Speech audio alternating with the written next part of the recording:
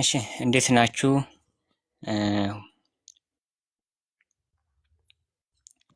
ያው ዛሬ ለመጀመሪያ ያሰብነው ርዕስ በዋነኝነት ነገረ ድነት ስር ነው የሚጠቃለለው። በነገረ ድነት ብለን ልናጠቃልለው እንችላለን። ነገር ግን ነገረ ድነት ብለን ስፔሲፊካሊ መንካት የፈለግነው በተለይ ደግሞ ጽድቅ የሚለውን ነው እና ጽድቅና ድህነት ብለን በአንድ ላይ ይዘነዋል። ይህም ሰፊ ይሆናል ብለን የምንዳስሰው ብለን ያሰብናቸው ርዕሶች ልንገራችሁና ወደ ዋናው ነጥብ እንገባለን ማለት ነው። ከዛ ቤቲ ደግሞ ሞዴሬተር ስለሆንሽ የሚገባ የሚወጣ ሰውን እንትን አድርጊ፣ የሚገባ የሚወጣ ሰውን አንቺ ማኔጅ አድርጊ። እኛ እንቀጥላለን። እስከዛ የምንዳሰሳቸውን ርዕሶች በአጭሩ ልንገራችሁ። አንደኛ ያው ነገረ ድነት ስለሆነ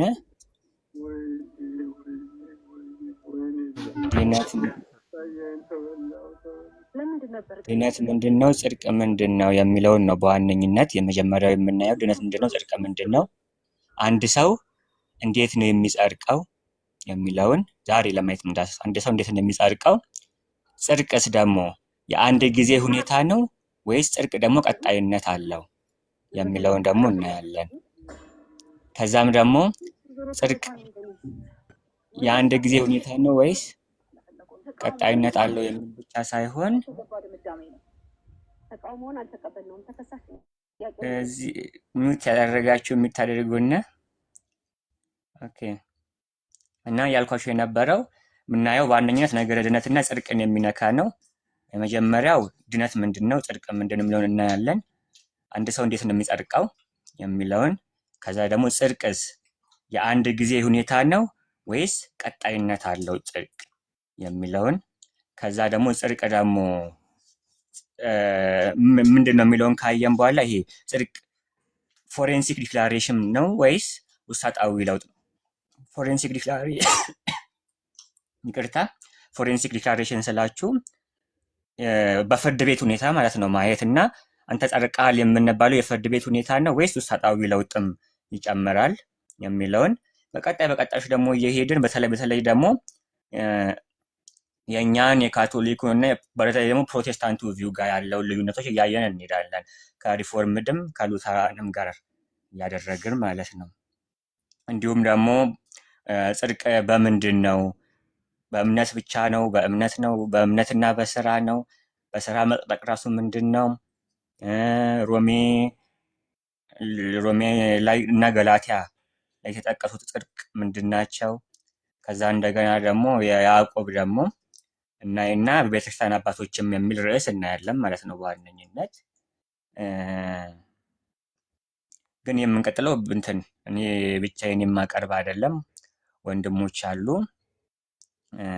እዚህ ጋር ሁለት ወንድሞች ስላሉ እነሱም እራሳቸውን ያስተዋውቁና ለማታውቋቸው ከእነሱ ጋር ነው የምንቀጥለው። መጀመሪያ እስቲ ታይምለስ ትሩዝ ጀምርልን።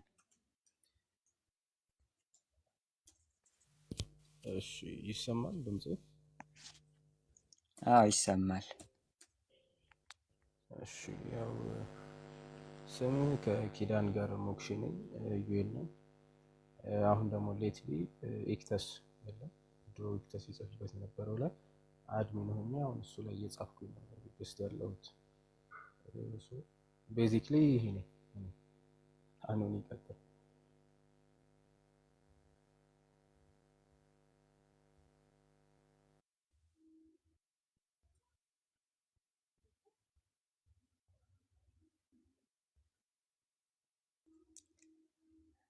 አኖን የለህም?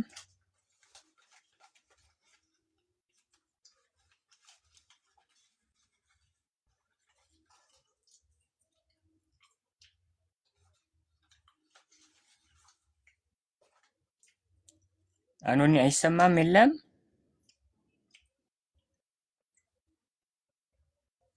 አሁን ይሰማል?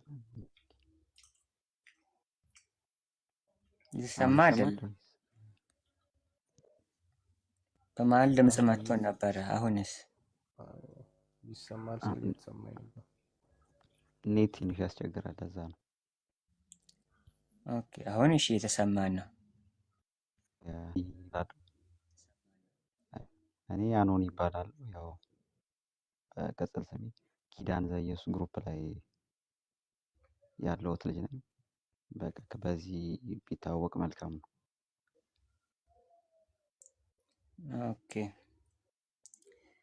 እሺ። ስለዚህ በዋነኝነት የዛሬ የምናነሳቸው ርዕሶች እንጀምራ እና እዩ አንተ ትጀምራለህ ወይስ እኔ ልጀምረው? ጀምርና ፎሎ አፕ እየተደራረግን የምንጨማምረው ነገር ካለ እንደዛ እያደረግን እንሄዳለን። ኦኬ እሺ። ስለዚህ መጀመሪያ ላይ ድነት ምንድን ነው የሚለውን ከማየት እንጀምራለን ማለት ነው። እንግዲህ ድነት ምንድን ነው የሚለውን ስናይ ከቃሉ አንጻር ራሱ መጀመር እንችላለን አይደለ? ዳነ ስንል የሆነ ነገር ከምን ዳነ የሚል ጥያቄ ያስነሳል። መዳን ማለት የሆነን መታመም ያለበትን ያሳያል። የሆነ ሰው ታሟል፣ ስለዚህ ከዛ ከመታመም መዳን ነው የሚያሳየው ዳነ ስንል ማለት ነው። ስለዚህ የታመምነው ምንድን ነው ስንል የመጀመሪያው ህመም ብለን የምናነሳው የሰው ልጆች ውድቀት ነው። ድነትን ስናነሳ ከሰው ልጆች ውድቀት ነው የምናነሳው ማለት ነው። ገና ከመጀመሪያውኑ ከሰው ልጆች ውድቀት፣ በውድቀቱ ምክንያት ደግሞ እያንዳንዳችን ላይ ካጋጠምን ነገሮች እንጀምራለን ማለት ነው። ለምሳሌ በአዳም ውድቀት ምክንያት የሰው ልጆች በሙሉ ባህሪያቸው ጎስቁሏል። እንዲሁም ደግሞ ባህሪያቸው ከመጎስቆሉ የተነሳ ኃጢአተኛ ባህሪ እስክንለው ድረስ የደረሰ ነው። ቅዱስ ጳውሎስም የኃጢአት ስጋ ይለዋል። የኃጢአት ስጋን ይዘናል። የኃጢአት ስጋ ስለያዝንም ደግሞ የሰውነታችን በሙሉ ኃጢአትን እንዲመኝና ለኃጢአት ፍቅር እንዲኖረው ሆኗል ባህሪያችን በሙሉ። ስለዚህ አንደኛ ኃጢአትን እንመኛለን፣ ከዛም ደግሞ ኃጢአትን እንሰራለን። የኃጢአት ባሮች ሆነናል። ኃጢአተኝነትም ደግሞ ተጠናውቶናል ማለት ነው። ስለዚህ መዳን ስንል ከዚህ ከደረሰብን አንደኛ ከኃጢአተኝነታችን ምን መሆን መንጻት ይጨምራል። እንዲሁም ደግሞ ከኃጢአተኛ ባህሪያችን ደግሞ እንደገና መዳን ከኃጢአተኛ ባህሪያችንም ደግሞ መታደስ ይጨምራል ማለት ነው። በአጠቃላይ መዳንን ስናየው ምንድን ነው ማለት ነው? የኃጢአት ስርየትን ይጨምራል፣ ከኃጢአታችን መንጻትን ይጨምራል። ሁለተኛ ደግሞ የባህሪ መታደስንም ደግሞ ያሳያል። በኦርቶዶክሳዊነት ማለት ነው ድነት ስንል ሙሉ በሙሉ ባህሪያችንን የሚጨምር ነው። እያንዳንዱ ሰው በክርስቶስ በኩል የሚያገኘው የባህሪ መታደስ የኃጢአት ስርየት በሙሉን አጠቃለን መናገር እንችላለን።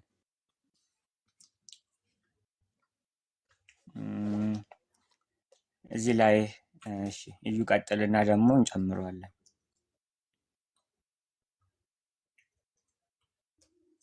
እሺ አይ የምጨምረው ነገር እንኳን የለም። ያው እንግዲህ ድህነት የቤተ ክርስቲያን እጅግ በጣም ኮር የሆነው መሰረት የሆነው የትኛውም ትምህርት ከዚህ ትምህርት ጋር መጋጨት የሌለበት የትምህርት ነው ማለት ነው። ስለዚህ እጅግ በጣም ጥንቃቄ የሚፈልግ ትምህርት ነው።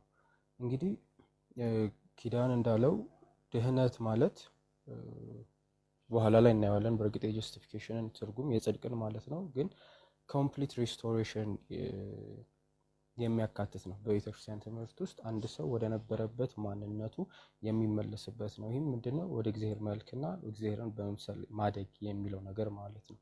ስለዚህ ድህነት በአጭሩ ቃሉ እንግዲህ ከግሪክ ወርዱም ጀምረን ብናየው ማምለጥ የሚልን ትርጉም፣ ነፃ መውጣትን፣ ከሆነ ነገር መጠበቅን ሊያሳይ ይችላል። ስለዚህ ከምንድን ነው የምናመልጠው፣ ከምንድን ነው ነፃ የምንወጣው የሚለው ጥያቄ ይመጣል ማለት ነው ስለ ድህነት። ስለዚህ ኪዳን እንዳለው አዳም የተፈጠረበት ሁኔታ ነበረ፣ ሁላችንም ስለምናውቅም ላለማስረዘም ማለት ነው። ነገር ግን አዳም እግዚአብሔር ላይ አምጾ አምላክነትን ተመኝቶ ጥፋትን ባጠፋ ጊዜ ያጣቸው ነገሮች አሉ። ሞት ወደሱ መጥቷል፣ ኃጢአት ሰልጥኖበታል፣ ባህሪው ጎስቁሏል። ይህም ምንድነው? በቀላሉ ወደ ኃጢአት ቴምፕትድ ይሆንና በኃጢአት ይፈተንና ይሸነፋል ማለት ነው። የጎሰቆለ ባህሪ ይኖረዋል። ከእግዚአብሔር ጸጋም ደግሞ ይራቆታል። ከእግዚአብሔር ጋር ህብረት እንዲኖረው የተፈጠረው ፍጥረት አዳም ይህንን ያጣል ማለት ነው። ስለዚህ ድህነት ስንል በአጭሩ ይህንን ያጣነውን ነገር ወደ ነበርንበት ቦታ መመለስ የሚለውን ነገር ያሳያል ማለት ነው። እንግዲህ ይህ ባህሪው ሲጎሰቁልበት አዳም አባቶች እንደሚሉት እንግዲህ የሰው ልጅ የተፈጠረው መጽሐፍ ቅዱስ ላይ እንዳለው በእግዚአብሔር መልክና ምሳሌ ነው። ስለዚህ በእግዚአብሔር መልክ ተፈጥሯል። ምሳሌው ደግሞ አቺቭ የሚያደርገው ነገር ነው፣ እያደገበት የሚሄድበት ነገር ነው እና መምሰሉን አጥቷል። ምክንያቱም ባህሪው ጎስቁሏል። ኃጢአትን አለመስራት አይችልም። ኃጢአት ነግሶበታል። የእግዚአብሔር መልኩ ደግሞ የተፈጠረበት ኢኒሻሉ ደግሞ አባቶች እንደሚሉት ዝጎበታል፣ ወይም ይሄ ጭቃ ውስጥ የገባ አይነት ወርቅ ነገር ሆኖበታል ማለት ነው። ስለዚህ ይሄኛውን መልኩን ማስመለስ እንደገና ደግሞ እግዚአብሔርን በመምሰል ሂደት ውስጥ ማደግ መቻልን ማግኘት ነው እንግዲህ መዳን የምንለው ማለት ነው ስናሳጥር። ስለዚህ አንድ ሰው መዳን የሚያስፈልገው የሰው ልጅ ባህሪ የገባበት ውድቀት ስላለ ነው። ስለዚህ በአንድ ሰው ምክንያት ኃጢአት ወደ ዓለም ገብቷል። የሮሜ መልእክት ምዕራፍ 5 ቁጥር 12 ላይ እንደሚለው ማለት ነው። ስለዚህ ጌታችን የሉቃስ ወንጌል ምዕራፍ 5 ቁጥር 31 እስከ 32 ላይ እንዳለው ጻድቃን ልጠራ ሳይሆን ኃጢአተኞችን ወደ ንስሐ ልጠራን የመጣሁት ብሏል አይደል? ስለዚህ ይሄ መጥራት ማለት ወደ ነበረበት ሁኔታ መመለስ ማለት ነው። ስለዚህ ድህነት ማለት በዚህ መንገድ ባጭሩ ማየት ይቻላል ማለት ነው፣ የድህነትን ቀጥተኛ ትርጉም ካየን። እዚህ ላይ ሁልጊዜም ማለት ነው ድህነት ሲባል ምንድን ነው ሲባል ኃጢአትን ነው መጀመሪያና መጨረሻ የምናነሳው ማለት ነው። ሁልጊዜ ኃጢአትን መጀመሪያም መጨረሻም ስንል የመጀመሪያው ኃጢአት አለ ኦሪጂናል ሲን የምንለው ኦሪጂናል ጥንተ አብሶ ተብሎ ይጠራል። ጥንተ አብሶ ስንለው የመጀመሪያው ኃጢአት እንደማለት ነው። በመጀመሪያው ኃጢአት ምክንያት ግን የሰው ልጆች በሙሉ የገቡበት ኮንዲሽን አለ፣ የኃጢአት ኮንዲሽን ማለት ነው። እሱን እያነሳ ነው ጥንተ አብሶ ሲባል። ብዙ ጊዜ እችንን አጥረታ ነው እንሂድ ብዬ ነው። ጥንተ አብሶ ኮንዲሽን አድርገን ማየት አለብን። ኮንዲሽን ማለት ያለንበት ሁኔታ ማለት ነው። በአዳም ኃጢአት ምክንያት የሰው ልጆች በሙሉ የውድቀት ሁኔታ ውስጥ ገብቷል። የውድቀት ኮንዲሽን ውስጥ ገብቷል። የኃጢአተኝነት ኮንዲሽን ውስጥ ገብቷል ማለት ነው። ባህሪው በሙሉ ምንም ቢታገል ከኃጢአት ማምለጥ አይችልም። በኃጢአት የታሰረ ነው። የኃጢአት ባሪያ የሚለው ማለት ነው ቅዱስ ጳውሎስ። ስለዚህ የሰው ልጅ በሙሉ በቃ ኃጢአተኝነትና ኃጢአት ሰልጥኖበታል፣ ጎስቁሎበታልም በዛ በኃጢአት። ስለዚህ ምንም ቢታገል ከኃጢአት ማምለጥ አይችልም። ኃጢአት ስር ወድቋል የምንልበት ኮንዲሽን ነው። ይህም የሚሆነው ከሰራን በኋላ አይደለም። ገና ሳንሰራ ገና ከትውልዳችን ጀምሮ ገና ከእናታችን ማህፀን የቁጣ ልጆች ነበርን ይላል ቅዱስ ጳውሎስም ማለት ነው። የቁጣ ልጆች ሆነን የምንወጣበት ኮንዲሽን ነው። ስለዚህ ናቹራል ስቴት ኦፍ ኮንዲሽናችን ማለት ነው። ገና ከእናታችን ማህፀን ስንወጣ ኮንዲሽናችን ምን ሆኖ ነው የሚጀምረው? ኃጢአተኝነት ኮንዲሽን ሆኖ ነው የሚጀምረው። በኒውትራል ስቴት አይደለም የምንመጣው ወደዚህ ዓለም የምንቀላቀለው። በኒውትራል ስቴት ሳይሆን የምንቀላቀለው በኃጢአተኝነት ስቴት ሆነን ነው የምንቀላቀለው። አስተውሉ፣ ኃጢአት ሰርቶ ነው እያልኩ አይደለም ሕፃን ልጅ የሚቀላቀለው ይህችን ምድር። ነገር ግን ኮንዲሽኑም ሁኔታው ምንድን ነው? ሲመጣ ገና ወደዚች ምድር ከእግዚአብሔር ጸጋ የተራቆተ ሆኖ ነው ወደዚች ምድር የሚቀላቀለው። የትኛውም ሕፃን ከእግዚአብሔር ጸጋ የተራቆተ ሆኖ ስለሚቀላቀል ያለበት ኮንዲሽን ራሱ የማጣት ኮንዲሽን ነው። በቃ ኃጢአት የሚለው ግዕዙ ሀጣ ከሚለውን የመጣው አጣ ማለት ነው። አጣ። ስለዚህ አጣ ምንድን ነው ያጣ ነው ስንል የእግዚአብሔርን ጸጋ አጥተናል፣ ከእግዚአብሔር ጋር ሪሌሽንሺፕን አጥተናል ማለት ነው። ገና ከምን ስንል ከፍጥረታችን ጀምሮ ከእግዚአብሔር ጋር በማይሆን ኮንዲሽን ወይም ደግሞ በጎሰቆለ ኮንዲሽን ሆነን የምንወለደው። ከእግዚአብሔር ጋር ሪሌሽንሺፕ የለንም፣ ጸጋውም የለንም። ከጸጋው ጋር ተራቅፈናል ማለት ነው ስንወለድ። አዳም ሲፈጠር በጸጋ ነበር የተፈጠረው። ማለትም እግዚአብሔር ጸጋ ይጠብቀው ነበር በገነት ሳለ። በኃጢአቱ ምክንያት ግን የእግዚአብሔርን ጸጋ አጥቶታል። የእግዚአብሔርን ጸጋ ስላጣም ደግሞ የውድቀት ኮንዲሽን ውስጥ ገብቷል ማለት ነው። ስለዚህ በዚህ በውድቀት ኮንዲሽን ውስጥ ሰው በሙሉ ምን ይመኛል? የኃጢአት ዝንባሌን ይመኛል።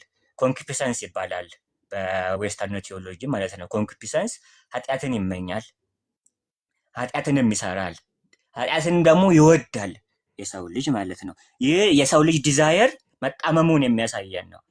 የሰው ልጅ ዲዛይር መጣመሙ ማለትም የሰው ልጅ ገና ሲፈጠር መልካሙን እንዲወድ ክፉውን ደግሞ እንዲጠላ ሆኖ ነው የተፈጠረው።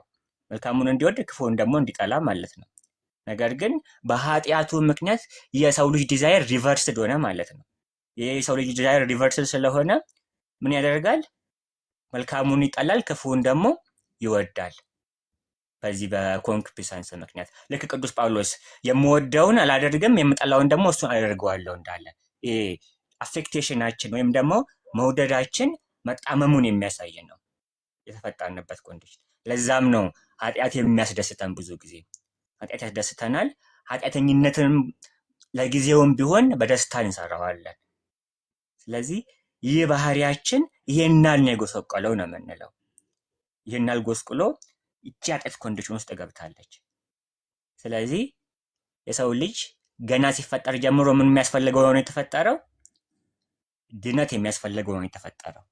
የሰው ልጅ የትኛውም የሰው ልጅ ድነት የሚያስፈልገው ነው የተፈጠረው። ህፃናትም ሆኑ አዋቂዎችም ማንኛውም የሰው ልጅ ሲፈጠር በቃ የኃጢአተኝነት ኮንዲሽን ውስጥ ካለ ድነት ያስፈልገዋል፣ ማምለጥ ያስፈልገዋል ከሱ ማለት ነው የሰው ልጅ። ስለዚህ ከዛ ውስጥ ለማምለጥ ምን ያስፈልገናል የምንለውን አሁን እንዴት ያምልጥ የሚለውን ነው የምንዳስሰው ማለት ነው። ነገረ ድነት ውስጥ እንዴት ያምልጥ ከዛ ኮንዲሽን የሚለውን ነው። አኖኒ ደግሞ ከዚህ ላይ ጨምርበት።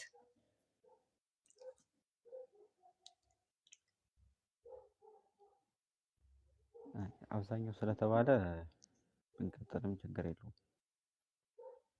ኦልሞስት ተብሏል። ያው ግን አንድ ለመጨመር ያክል የባስልዮስ ንግግር አለ። ያው አዳም ከእግዚአብሔር ጋር ህብረት ነበረው፣ ህይወት ነው። እግዚአብሔርም ከእግዚአብሔር ጋር ሲለይ ቀጣዩ የሚመጣበት ሞት ነው።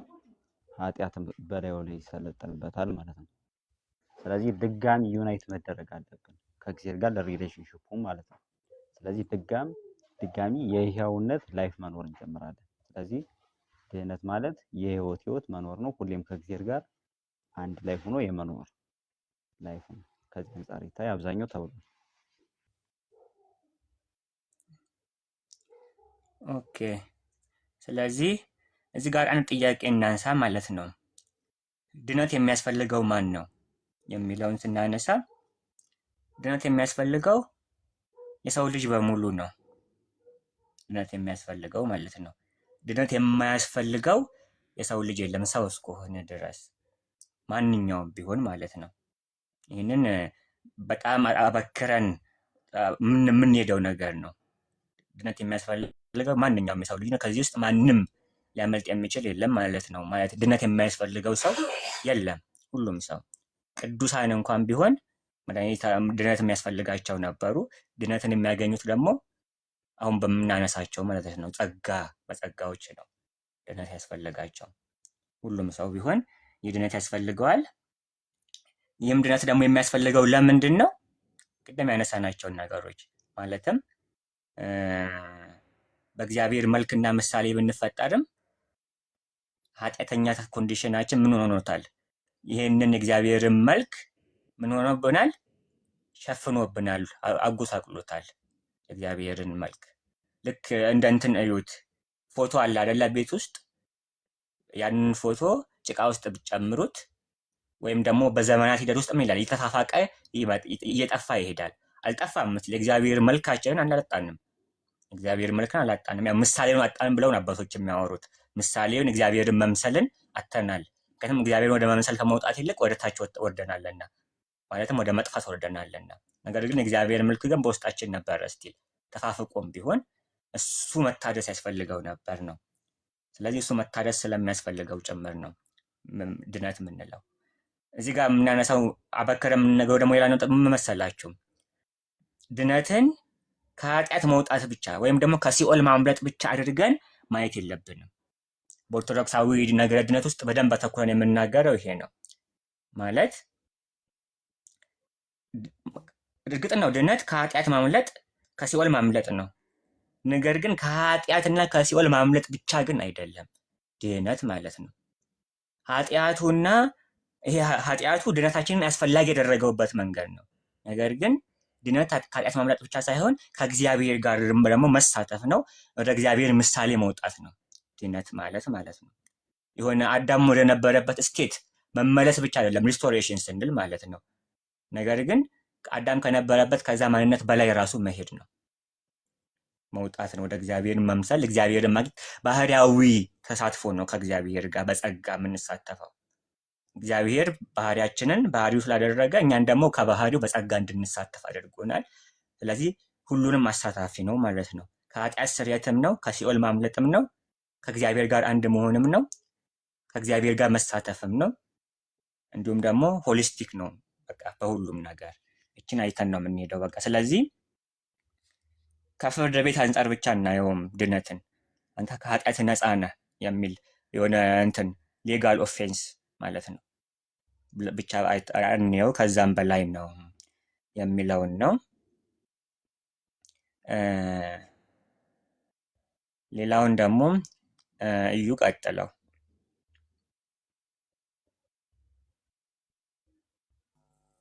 እሺ ሰው ድህነት በዚህ ካየን አይ ቲንክ አሁን ጽድቅ ምንድን ነው የሚለው ላይ ነው አይደል የምንሄደው? ኪዳን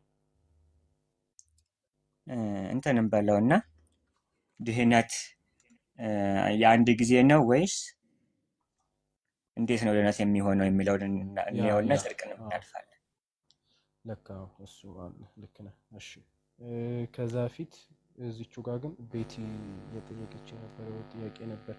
አይ ቲንክ ኪዳን ስታወራ ሁሉም ሰው ላይክ የተፈጠረው በኃጢአት ውስጥ ነው የሚለውን ሀሳብ እያወራህ ነበር እና አይ ቲንክ የተፈጠረው የሚለው ጀስት የሆነ ፍጥረት በክሪኤሽን ደረጃ ስለሆነ አይ ቲንክ እያልክ ግን የነበረው እኔ እንደ ኮንቴክስቱ የተረዳው የሰው ልጅ በቃ አዳም ያንን አጥቷል። ከዛ በኋላ የሚወለዱት ልጆች ያው ያዛ ጋር የተፈጠሩ እንግዲህ የሚመጡት ወደ ኤግዚስተንስ የሚመጡት እነዛ ልጆች እንዳለ በኃጢአት ስቴት ውስጥ ናቸው። ኃጢአት ሲባል የግድ ሰርተው ሳይሆን እግዚአብሔርን ማጣት ተብሎም ስለሚታይ እግዚአብሔርን በማጣት ስቴት ውስጥ ናቸው። ከጸጋ የተራቆተን ባህሪ ነው እንግዲህ ይዘው ይመጡት ለማለት ነው አይደል? ከዛ አንጻር ነው የተናገርኩ አይደል? ካልተሳሳትኩኝ አኖኒን አጥራልኝ ስትለው ነበር። ካልተረዳሁት አኖኒ ያጠራዋል።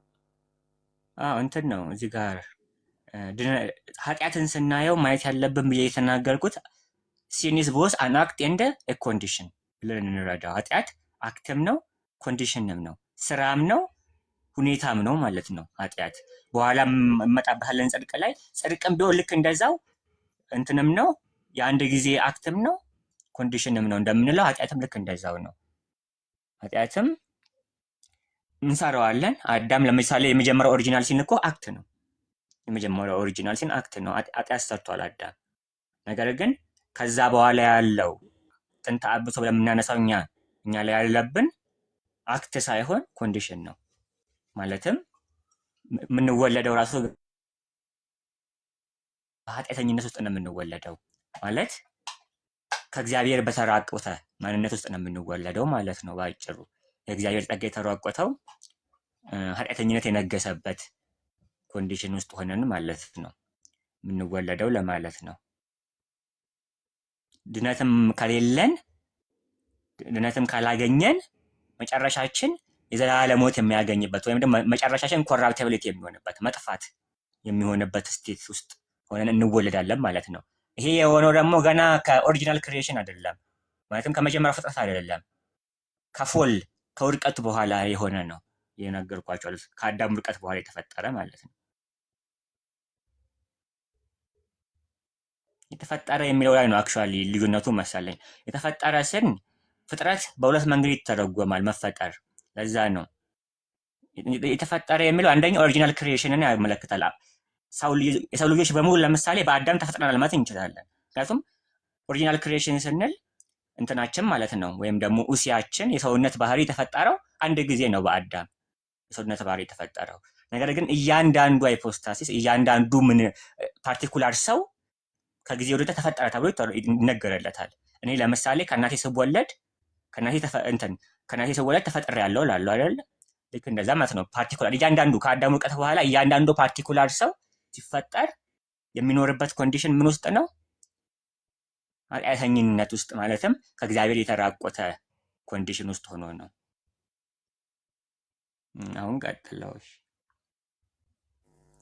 እሺ ስለዚህ የድህነትን ምንነት እንደዚህ ካየን ድህነት በመጽሐፍ ቅዱስ ውስጥ ሆሊስቲክሊ ከመጀመሪያው እስከ መጨረሻው እንግዲህ ሙሉ ለሙሉ ስንረዳው በሶስት አይነት መንገዶች እንግዲህ ድህነት ተገልጾ እናገኛለን። የመጀመሪያው በኃላፊ ተደርጎ ስፔሻሊ ኦልሬዲ ክርስቲያን ለሆነ ሰው ማለት ነው። ኦልሬዲ ድኖ ስለሆነ ወደ ክርስትና ይመጣው እናየዋለን። እንደዚህ ሆናል ወይም ድነሃል ተብሎ ሊነገርለት ይችላል። በኃላፊ መንገድ ሊገለጽለት ይችላል። አሁን እያደረገው ባለው ህይወት ውስጥ ወይም ኮንቲኒየስ የሆነ በፕሬዘንት ውስጥ ያለ እንደሆነ ተደርጎ ሊገለጽ ይችላል። which means እንደምናውቀው የዳንኩ ነው ብሎ አንድ ክርስቲያን የሚናገርበት ማለት ነው። ሶስተኛው ደግሞ በፊውቸር ተደርጎ ይገለጻል። እንግዲህ ይሄ ዓለም ሲያልፍ እንግዲህ ፍጻሜውን የሚያገኝ ሆኖ እንደገና ደግሞ ሲቀመጥ እናያለን ማለት ነው። ስለ ድህነት ይህንን የሚያሳዩ የመጽሐፍ ቅዱስ ክፍሎችን ስንመለከት እንግዲህ በኃላፊ በደንብ የሚታወቀው ክፍል አለ። የኤፌሶን መልእክት ምዕራፍ 2 እንግዲህ የመጀመሪያዎቹን ክፍሎች ብታዩት ይህንን የሚያሳይ ነው። ቁጥር 5 እና ቁጥር 8ን እንይ። ቁጥር 5 ላይ ምን ብሎ ይናገራል? ከወደደን ከትልቅ ፍቅሩ የተነሳ በበደላችን ሙታን እንኳን በሆነን ጊዜ ከክርስቶስ ጋር ሕይወት ሰጠን፣ በጸጋ ድናችኋልና ብሎ ይናገራል። ስለዚህ ከወደደን ከጥልቅ ፍቅሩ የተነሳ በበደላችን ሙታን በነበርንበት ጊዜ እንኳን ከክርስቶስ ጋር ሕይወትን ሰጠን፣ በጸጋ ድናችኋል። ስለዚህ ለክርስቲያኖች ምን ተብሎ ይነገራል? በጸጋው ድናችኋል ተብሎ ስለዚህ ፓስት ሆኖ ይነገራል ማለት ነው። ድነሃል ተብሎ አንድ ሰው ከተነገረው ከዚህ ፊት ያደረገው ነገር ነው ወይም የሆነ ነገር ነው ማለት ነው። ቁጥር 8 ላይም ይደግመዋል። ጸጋው በእምነት አድኗችኋልና ይህም የእግዚአብሔር ስጦታ ነው እንጂ ከእናንተ አይደለም። ስለዚህ ጸጋው በእምነት አድኗችኋል። ስለዚህ ይሄ የተነገራቸው የነበሩ ሰዎች የዳኑ ናቸው ብለን ኮንክሉድ ማድረግ እንችላለን ማለት ነው። ነገር ግን በፓስት ብቻ ስናየው ጀስት አንድ መልኩ ብቻ ነው ለድህነት የተነገረው፣ አንዱ ፌስ ብቻ ነው በፓስት። እንዳልኳችሁ ቅድም በፕሬዘንትም ይቀጥላል ማለት ነው። ለምሳሌ አንደኛ የጴጥሮስ መልእክት ላይ ማለት ነው ምዕራፍ እዛው አንድ ላይ መሰለኝ ከቁጥር 8 እስከ 9 ስታነቡ ምን ብሎ ይናገራል? እርሱንም ሳታዩት ትወዱታላችሁ፣ አሁንም ምንም ባታዩት በእርሱ አምናችሁ የእምነታችሁን ፍጻሜ እርሱም የነፍሳችሁን መዳን እየተቀበላችሁ በማይነገር ክብር በሞላበት ሐሴት ደስ ይላችኋል ይላል። እዚች ጋር ኮት እንድታደርጉት የምፈልገው ምንድነው? የነፍሳችሁን መዳን እየተቀበላችሁ ይላል። እየተቀበላችሁ የሚለው ቃል አሁን ላይ ኦንጎይንግ የሆነ አክሽንን ነው የሚያሳየው። አሁንም እየሆነ ያለ ነገር ያሳያል ማለት ነው። ፕሬዘንት ላይ እየሆነ ያለ ነገር፣ አሁን እየተፈጸመ ያለ ነገር ማለት ነው። ስለዚህ አንድ ሰው የነፍሱን መዳን እየተቀበለ ይሄዳል ማለት ነው። ስለዚህ እዛ ጋር ድኗል ብሏል። አሁን ደግሞ እንደገና እየተቀበለው ይሄዳል ይላል። እንደገና የምናውቀው ጥቅስ ደግሞ አለ የፊልጵስዩስ መልእክቱ ላይ የቅዱስ ጳውሎስ ምዕራፍ 2 ቁጥር 12 ላይ እንደዚህ ብሎ ይናገራል። ስለዚህ ወዳጆች ሆይ ሁልጊዜ እንድታዘዛችሁ በእናንተ ዘንድ በመኖሬ ብቻ ሳይሆን ይልቁን አሁን ስርቅ በፍርሃትና በመንቀጥቀጥ የራሳችሁን መዳን ፈጽሙ ይላል። ግልጽ ነው። ፈጽሙ ብሎ ኮንቲኒየስ የሆነ አክሽን እንደሆነ ያሳያል። የሆነ ነገር አድርጉ እንደማለት ማለት ነው። ስለዚህ የሚሆን ነገርና በፕሬዘንት ቴንስም የሚገለጽ እንደሆነ እንመለከታለን። ሶስተኛው በፊውቸር ወይም በተስፋ መልኩ የተገለጸበት ወይም ወደፊት የምናገኘው ደግሞ ሆኖ የተገለጸበት አለ። ጌታችን ራሱ በአንደበቱ የተናገረበትን ክፍል መነሻ አድርገን እንጀምር። የማቴዎስ ወንጌል ምዕራፍ 24 ላይ ከቁጥር 13 እንደዚህ ብሎ ይናገራል። እስከ መጨረሻ የሚጸና ግን እርሱ ይድናል ይላል። እስከ መጨረሻ የሚጸና እርሱ ግን ይድናል። ይድናል የሚለው will be saved ማለት ነው። ወደፊት የሚያገኘው ነገር ሆኖ ይቀመጣል። የሮሜ ላይም ምዕራፍ 13 ቁጥር 11 ላይ እንደዚህ ይላል። ከእንቅልፍ የምትነሱበት ሰዓት አሁን እንደደረሰ ዘመኑን እወቁ። ካመንበት ጊዜ ይልቅ መዳናችን ዛሬ ወደኛ ቀርቧልና። ስለዚህ መዳንን ወደፊት አስቀመጠውና ያኔ ካመናችሁበት ጊዜ ይልቅ መዳናችሁ ምን ብሏል? አሁን ወደ እናንተ ቀርቧል። ስለዚህ አቺቭ የምናደርገው ነገር ነው። ወደፊት በሄድን በኖርን ቁጥር ወደ እሱ እየቀረብን የምንሄደው ግን ስቲል ያላገኘውን አይነት ነገር አድርጎ ያስቀምጠዋል ወደፊት አድርጎ። ሁለት ጥቅስ እንጨምርና እንጨርስ። እዛው አንደኛ ቆሮንቶስ የጳውሎስ መልእክት ላይ ማለት ነው ምዕራፍ 3 ላይ ከቁጥር 15 እንደዚህ ነው። የማንም ስራ የተቃጠለበት ቢሆን ይጎዳበታል፣ እርሱ ራሱ ግን ይድናል፣ ነገር ግን በእሳት እንደሚድን ይሆናል ይላል። ስለዚህ እርሱ ራሱ ግን ይድናል፣ አሁንም በፊውቸር ይሆናል ማለት ነው። እዛው አንደኛ ቆሮንቶስ ምዕራፍ 5 ቁጥር 5 ላይ መንፈሱ በጌታ በኢየሱስ ቀን ትድን ዘንድ እንደዚህ ያለው ለስጋው ጥፋት ለሰይጣን እንዲሰጥ ፍርዴ ነው ብሎ ይናገራል። ስለዚህ በጌታ በኢየሱስ ቀን ትድን ዘንድ ብሎ ድህነትን ወደፊት የሚገኝ አድርጎ ቅዱስ ጳውሎስ ያስቀምጠዋል። መነሻችን ያደረግነው ደግሞ የጌታችን ቃል በደንብ በግልጽ ነው የሚያስቀምጠው፣ እስከ መጨረሻ የሚጸና እርሱ ግን ይድናል ማለት ነው። ስለዚህ እስካሁን ድረስ ያየነውን በፓስት በፕሬዘንት እና በፊውቸር ያየነውን ሰምራይዝ ማድረግ እንችላለን። ምን ብለን ሰምራይዝ ማድረግ እንችላለን? ድህነት ልክ ሰው ክርስቲያን ሲሆን የሚጀምር ፕሮሰስ ይሆናል። ስለዚህ በህይወቱ ሙሉ እንግዲህ ምድር ላይ በሚመላለስበት በዚህ በህይወቱ ሙሉ የሚቀጥል ነገር ይሆናል። ልክ በፕሬዘንት ቴንስ ሆኖ ማለት ነው። መዳኑ እየተቀበለ ሄዳል። ይህን ደግሞ ወደፊት ዓለም ሲያልፍ ፍጻሜውን አግኝቶ ሙሉ ለሙሉ ኮምፕሊት ሆኖ ያንን ድህነቱን የሚቀበል ይሆናል ማለት ነው። ስለዚህ ሁልጊዜ እንደምንለው ምን ብለን መናገር እንችላለን? ከፓስት አንጻር ድኛለሁ ወይም ድነናል ብለን መናገር እንችላለን። እየዳንን ነው ማለት እንችላለን ከፕሬዘንት ቴንስ አንጻር። ከፊውቸር ቴንስ አንጻር ደግሞ እንድናለን ብለን መናገር እንችላለን ማለት ነው። ስለዚህ በሶስቱም መንገድ መጽሐፍ ቅዱስ ያሳያል። ስለዚህ አንድ ሰው መጽሐፍ ቅዱስን በአግባቡ መረዳት ከፈለገ አንደኛውን ነጥሎ ከሶስቱ ውስጥ የትኛውም ቢሆን ማለት ነው ማየትና መመልከት የለበትም። ምክንያቱም ድህነት ፕሮሰስ እንደሆነ ለማሳየት ሶስቱም እጅግ በጣም አስፈላጊ ስለሆኑ፣ አለበለዚያ አንደኛው ካወጣ ነው መልኩ ሊዛባ ስለሚችል ማለት ነው። መጽሐፍ ቅዱስ የሚሰጠን መልክ ስለ ድህነት ማለት ነው የተዛባ ሊሆን ይችላል ማለት ነው። ነገረ ድህነትን በፕሮሰስ በእንደዚህ አይነት መልኩ ማየት እንችላለን በመጽሐፍ ቅዱስ። አኖኒ ኪዳን ጨምሩበት እዚህ ላይ።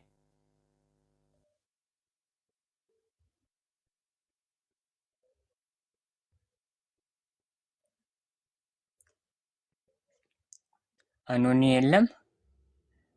እስኪመለስ እዚህ ላይ የምነግራችሁ ነገር ያው በኦርቶዶክሳዊነት ይህንን የምንቀበለው ትምህርት ነው። ማለትም ድነት ፕሮሰስ መሆኑም ማለት ነው። ስለዚህ ድነናልም እየዳንም ነው ደግሞ እንድናለንም ማለት ነው። ይህ ነገር ድነናል እየዳንን ነው እንድናለን የሚለውም በፕሮቴስታንቶችም አለ።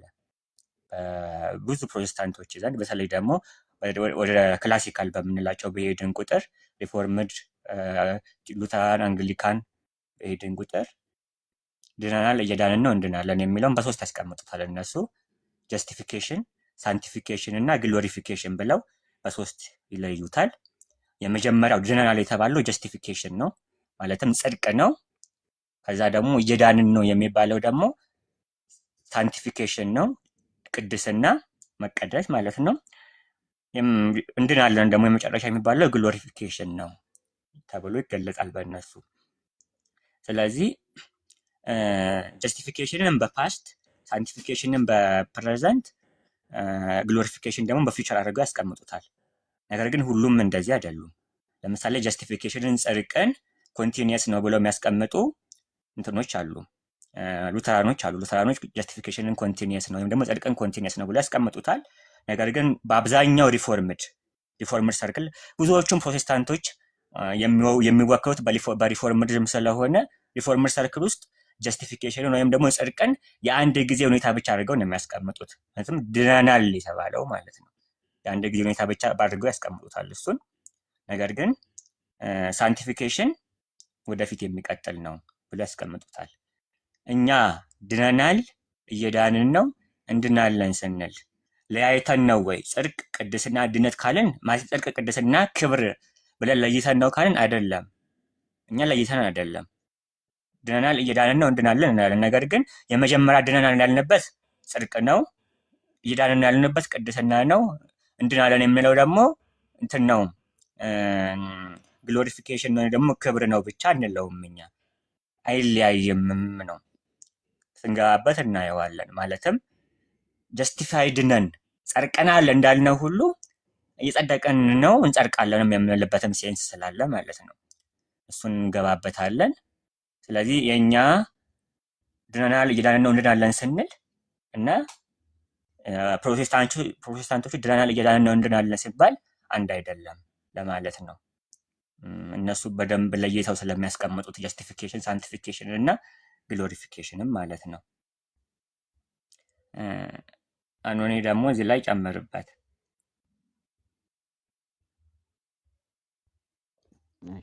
ይሰማል?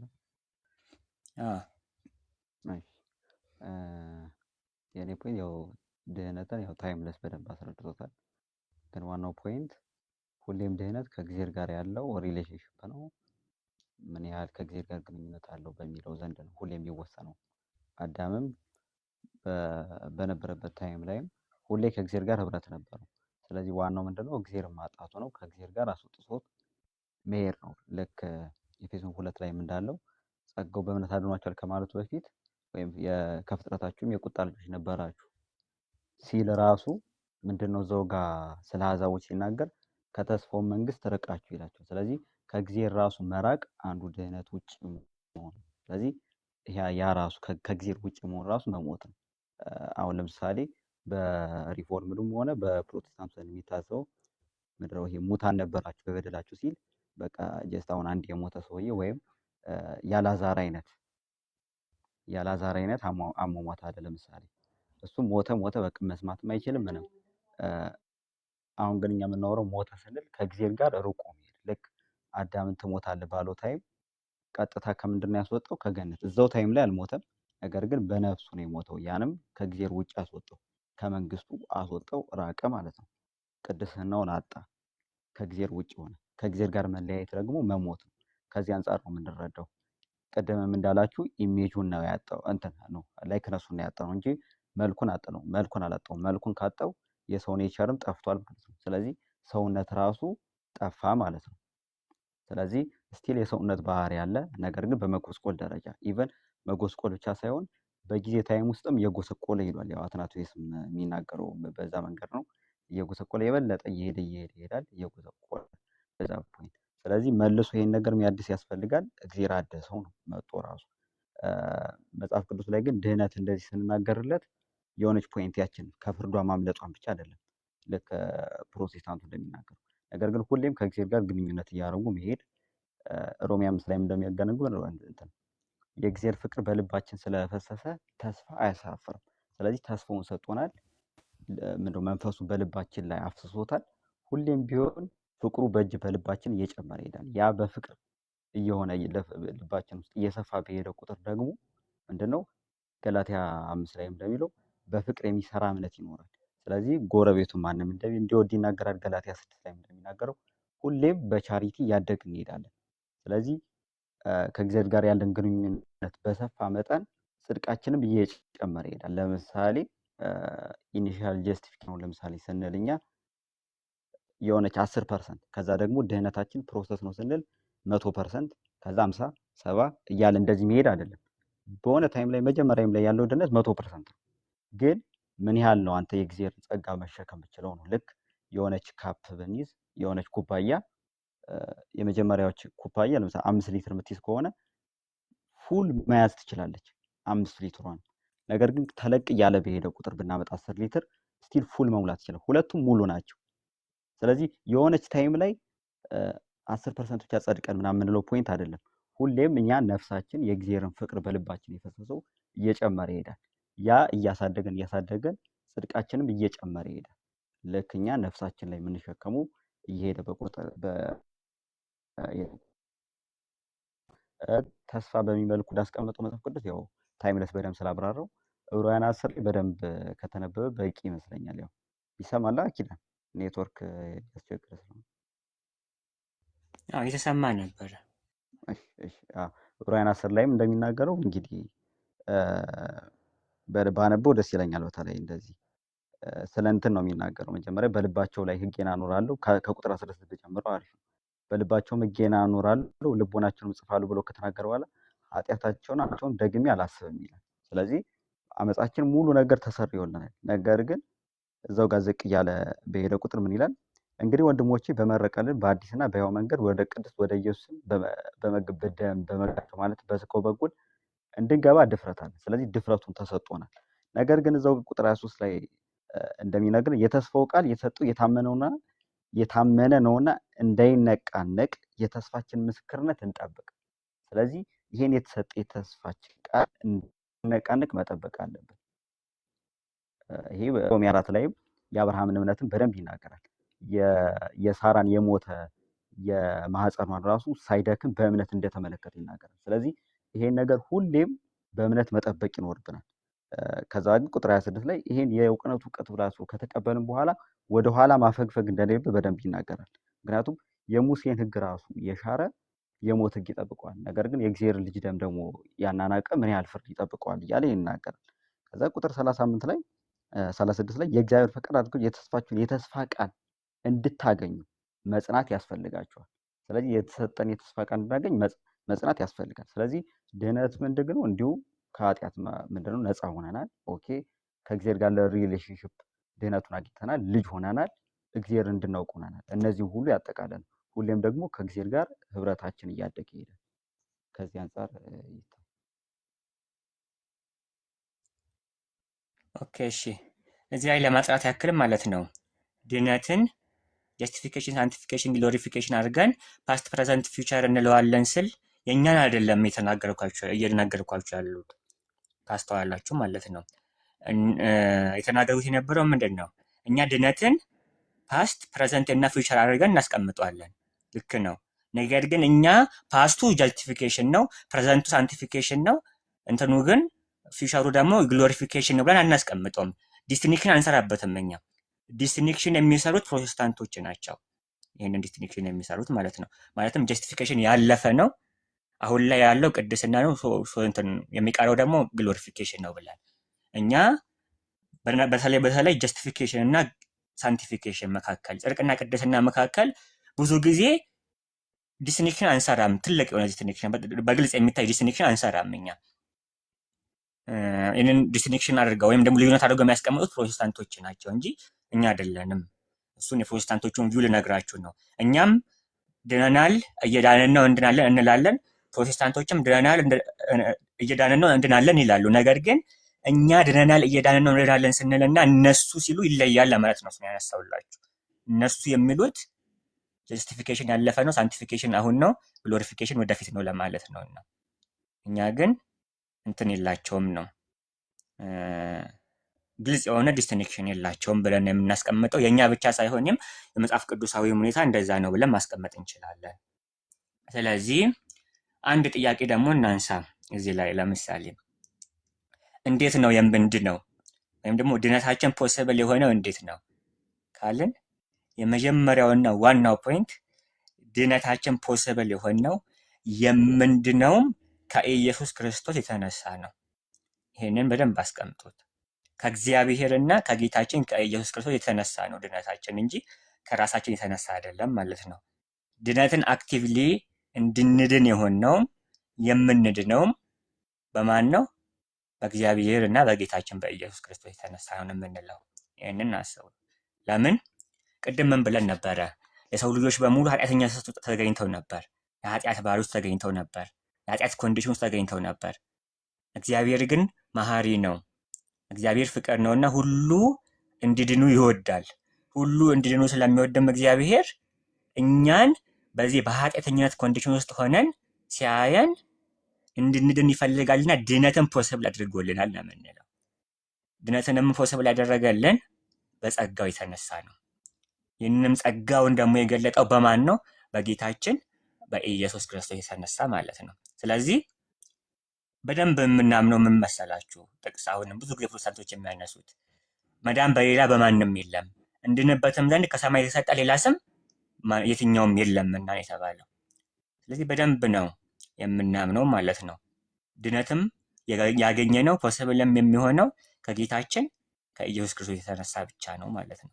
ከሌላ ከማንም አይደለም ድነትን ያገኘነው። አስጀማሪውም እሱ ነው። በእሱ ጸጋም ነው የምንድነው እኛ ማለት ነው። ከእሱ ጸጋ የተነሳ ነው የምንድነው።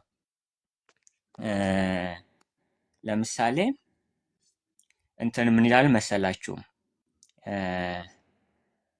በዛውም እንትን እያልኳችሁ እንድንሄድ ነው። ካቴኪዝማችንንም እንዳሳያችሁ እንድንሄድ ነው። የሲሪያክ ኦርቶዶክስ ካቴኪዝም እንትን ሾርት ካቴኪዝም ኦፍ ሲሪያክ ኦርቶዶክስ ቸርች ይላሉ። ኦርቶዶክስ ቸርች ማለትም የሶሪያ ኦርቶዶክስ ቤተክርስቲያን አጭሩ ትምህርተ ክርስቶስ ወይም ደግሞ ካቴኪዝም የእምነት መግለጫ ኦን ዲቫይን ግሬስ በሚባለው ቻፕተር ላይ ማለትም ስለ ጸጋ በሚባለው ቻፕተር ላይ ሴክሽን 2 ቻፕተር 1 ላይ ማለት ነው ገጽ 29 ላይ እንደዚህ ይላል። ጸጋ ሁለት አይነት ነው ይላል። ጸጋ ሁለት አይነት ነው። ይህም ጸጋ ፕሬዘንት ግሬስ እና ጀስቲፋይንግ ግሬስ ብሎ ይከፍለዋል። ፕሬዘንት ግሬስ ማለት ከኛ ጋር የሚኖር ጸጋ ማለትም ከኃጢአት እንድንተው እና ጽድቅን ደግሞ እንድንመርጥ የሚያግዘን ጸጋ እንደማለት ነው ፕሬዘንት ግሬስ። ጀስቲፋይንግ ግሬስ ደግሞ የሚባለው ምንድነው ነው የሚለው justifying grace is a quality dwelling within the soul, imparting righteousness to it. That is, it makes man holy and worthy of eternal life. ምን ማለት ነው? justifying grace የሚያጸድቅ ጸጋ ማለት እንትን ውስጥ ነፍሳችን ውስጥ የሚቀመጥ ለነፍሳችንም ደግሞ ጸጋን የሚሰጣት ወይም ደግሞ ጸጋ እንዲኖራት የሚያደርግ ነው። justifying grace, imparting righteousness to it. ጸጋን ኢምፓርት የሚያደርግላት ማለት ነው። ወይም ደግሞ ነፍሳችንን ቅድስት የሚያደርጋት makes a man holy and worthy of eternal life. ነፍሳችንን የሚቀድሳት ኃጢአተኝነታችንን ከውስጣችን የሚያወጣትና የዘላለም ሕይወትንም ደግሞ እንድናገኝ worthy የሚያደርገው ማለት ነው። የዘላለም ሕይወት worthy የሚያደርገን ወይም ደግሞ የዘላለም ሕይወትን እንድናገኝ የተገባን የሚያደርገን። ስለዚህ አስተዋላችሁ ለነፍሳችን ጽድቅን የሚሰጥ ነፍሳችንን የሚያጸድቀው ነፍሳችንን የሚቀድሰው እና የዘላለም ሕይወትንም ደግሞ የተገባ የሚያደርጋት የእግዚአብሔር የሚያጸድቅ ጸጋ ነው እንጂ የራሳችን ነገር አይደለም ማለት ነው። ስለዚህ ድነት ፖሲብል የሚሆነው ጽድቅን ፖሲብል የሚሆነው ከማን የተነሳ ነው? ከእግዚአብሔር ጸጋ የተነሳ ነው። ዲቫይን ግሬስ ወይም ደግሞ መለኮታዊ ጸጋ ነው ይህንን ፖሲብል ያደረገው ማለት ነው። ይህ ጸጋ የሚሰጠው ለማን ነው ሲል ያው ካቴኪዝም እዛው ጋር ይመልሰዋል። ያው ካቴኪዝም የሚመልሰው ምንድነው የሚለው እዛው ፔጅ 9 ላይ God grants his grace to all men። እግዚአብሔር ይህንን ጸጋውን ለሁሉም ሰዎች ይሰጣል። እግዚአብሔር ጸጋውን ሊሚት የሚያደርግለት ሰው የለም። ጸጋውን ለሁሉም ይሰጣል። ጸጋውን አይገድበውም ማለት ነው። እግዚአብሔር ጸጋውን ለሁሉም ይሰጣል። በት ይላል some are obedient to it። አንዳንዶቹ ለጸጋው ይታዘዛሉ and it dwells in them። ለጸጋውን ስለሚታዘዙ ጸጋው በውስጣቸው ያድራል። while others rebel against it። ሌሎቹ ደግሞ ጸጋውን ይቃወማሉ ማለት ነው። ስለዚህ አስተውሉት፣ ድነት ፖሲብል የሆነው ከኛ የተነሳ አይደለም። እኛ ከምናደርገው ከየትኛውም ነገር የተነሳ አይደለም። ፖሲብል የሆነው ከማን የተነሳ ነው? ከእግዚአብሔር ጸጋ የተነሳ ነው። የእግዚአብሔር ጸጋ የተሰጠው ለማን ነው? ለሁሉም ሰዎች ያለ ልዩነት። ለምንድን ነው ሁሉም የማይድኑት? ለጸጋው ይታዘዛሉ። አንዳንዶቹ ከጸጋው ጋር ይተባበራሉ፣ ሌሎኞቹ ደግሞ ምን ያደርጋሉ? በጸጋው ላይ ያምጻሉ። ለጸጋው የሚተባበሩትን ጸጋውን ይሰጣቸዋል፣ ነፍሳቸውንም ደግሞ ያጸድቃል፣ ይቀድሳል፣ የዘላለም ሕይወትም ደግሞ እንዲኖራቸው የተገባ ያደርጋቸዋል። ሌሎቹ ደግሞ ምን ይሆናሉ?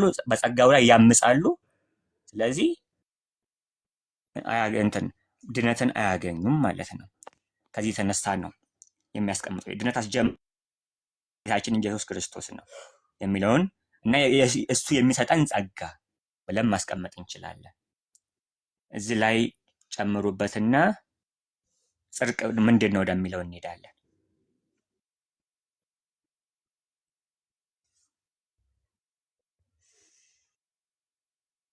አኖኒ የምትጨምረውን ነገር ካለ ጨምር።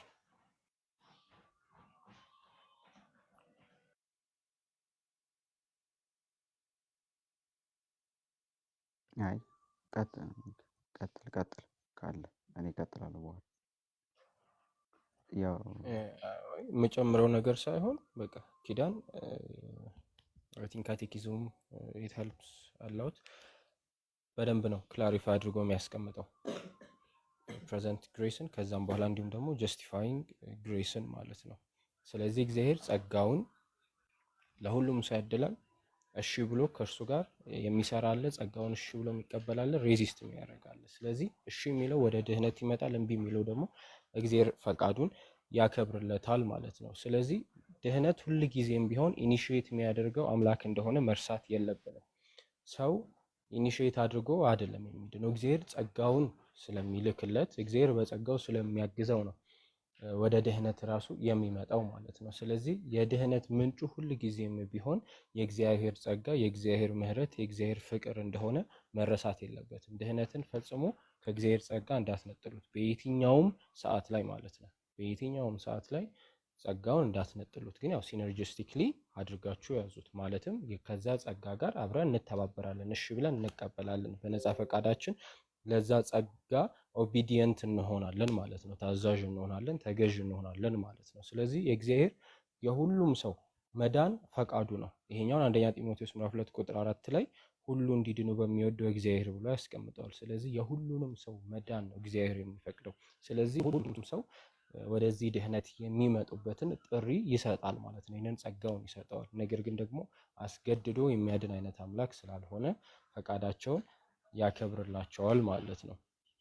ስለዚህ ሁልጊዜም ቢሆን የድህነት ምንጭ የእግዚአብሔር ጸጋ እንደሆነ እሱን ከያዝን አይ ቲንክ በዚህ ሰምራይዝ ማድረግ ይቻላል። አኖኒ የምትጨምረው ነገር ካለ መጨመር እንችላለን።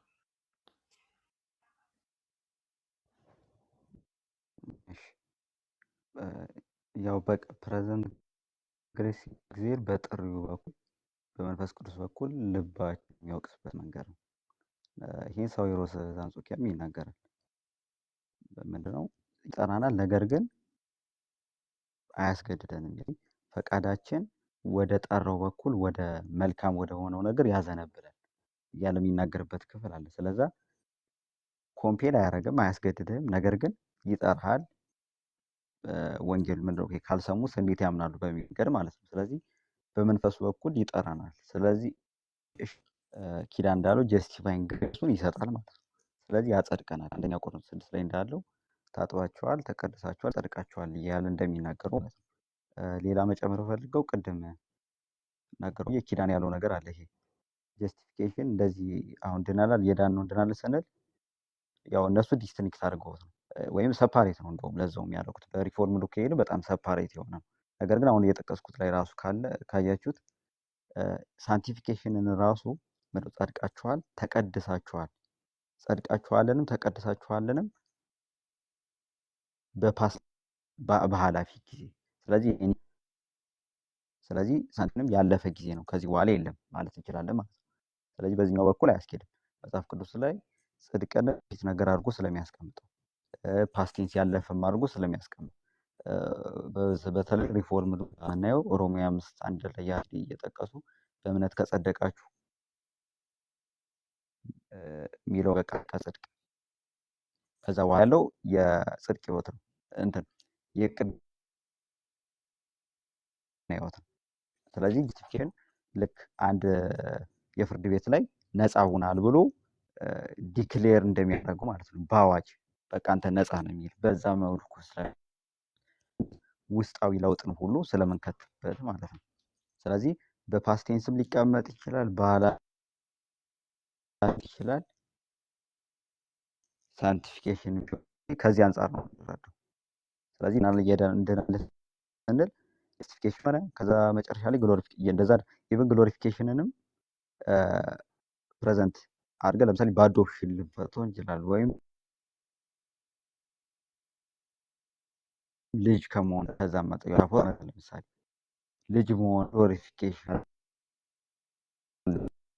ተደርጎም ሊቀመጥ ይችላል። ግሎሪፊኬሽን ራሱ አይሰማም እንዴ? እዚህ እንትን እያለ ነው መሰለኝ ትንሽ ኦኬ፣ ኔትወርክ መሰለኝ።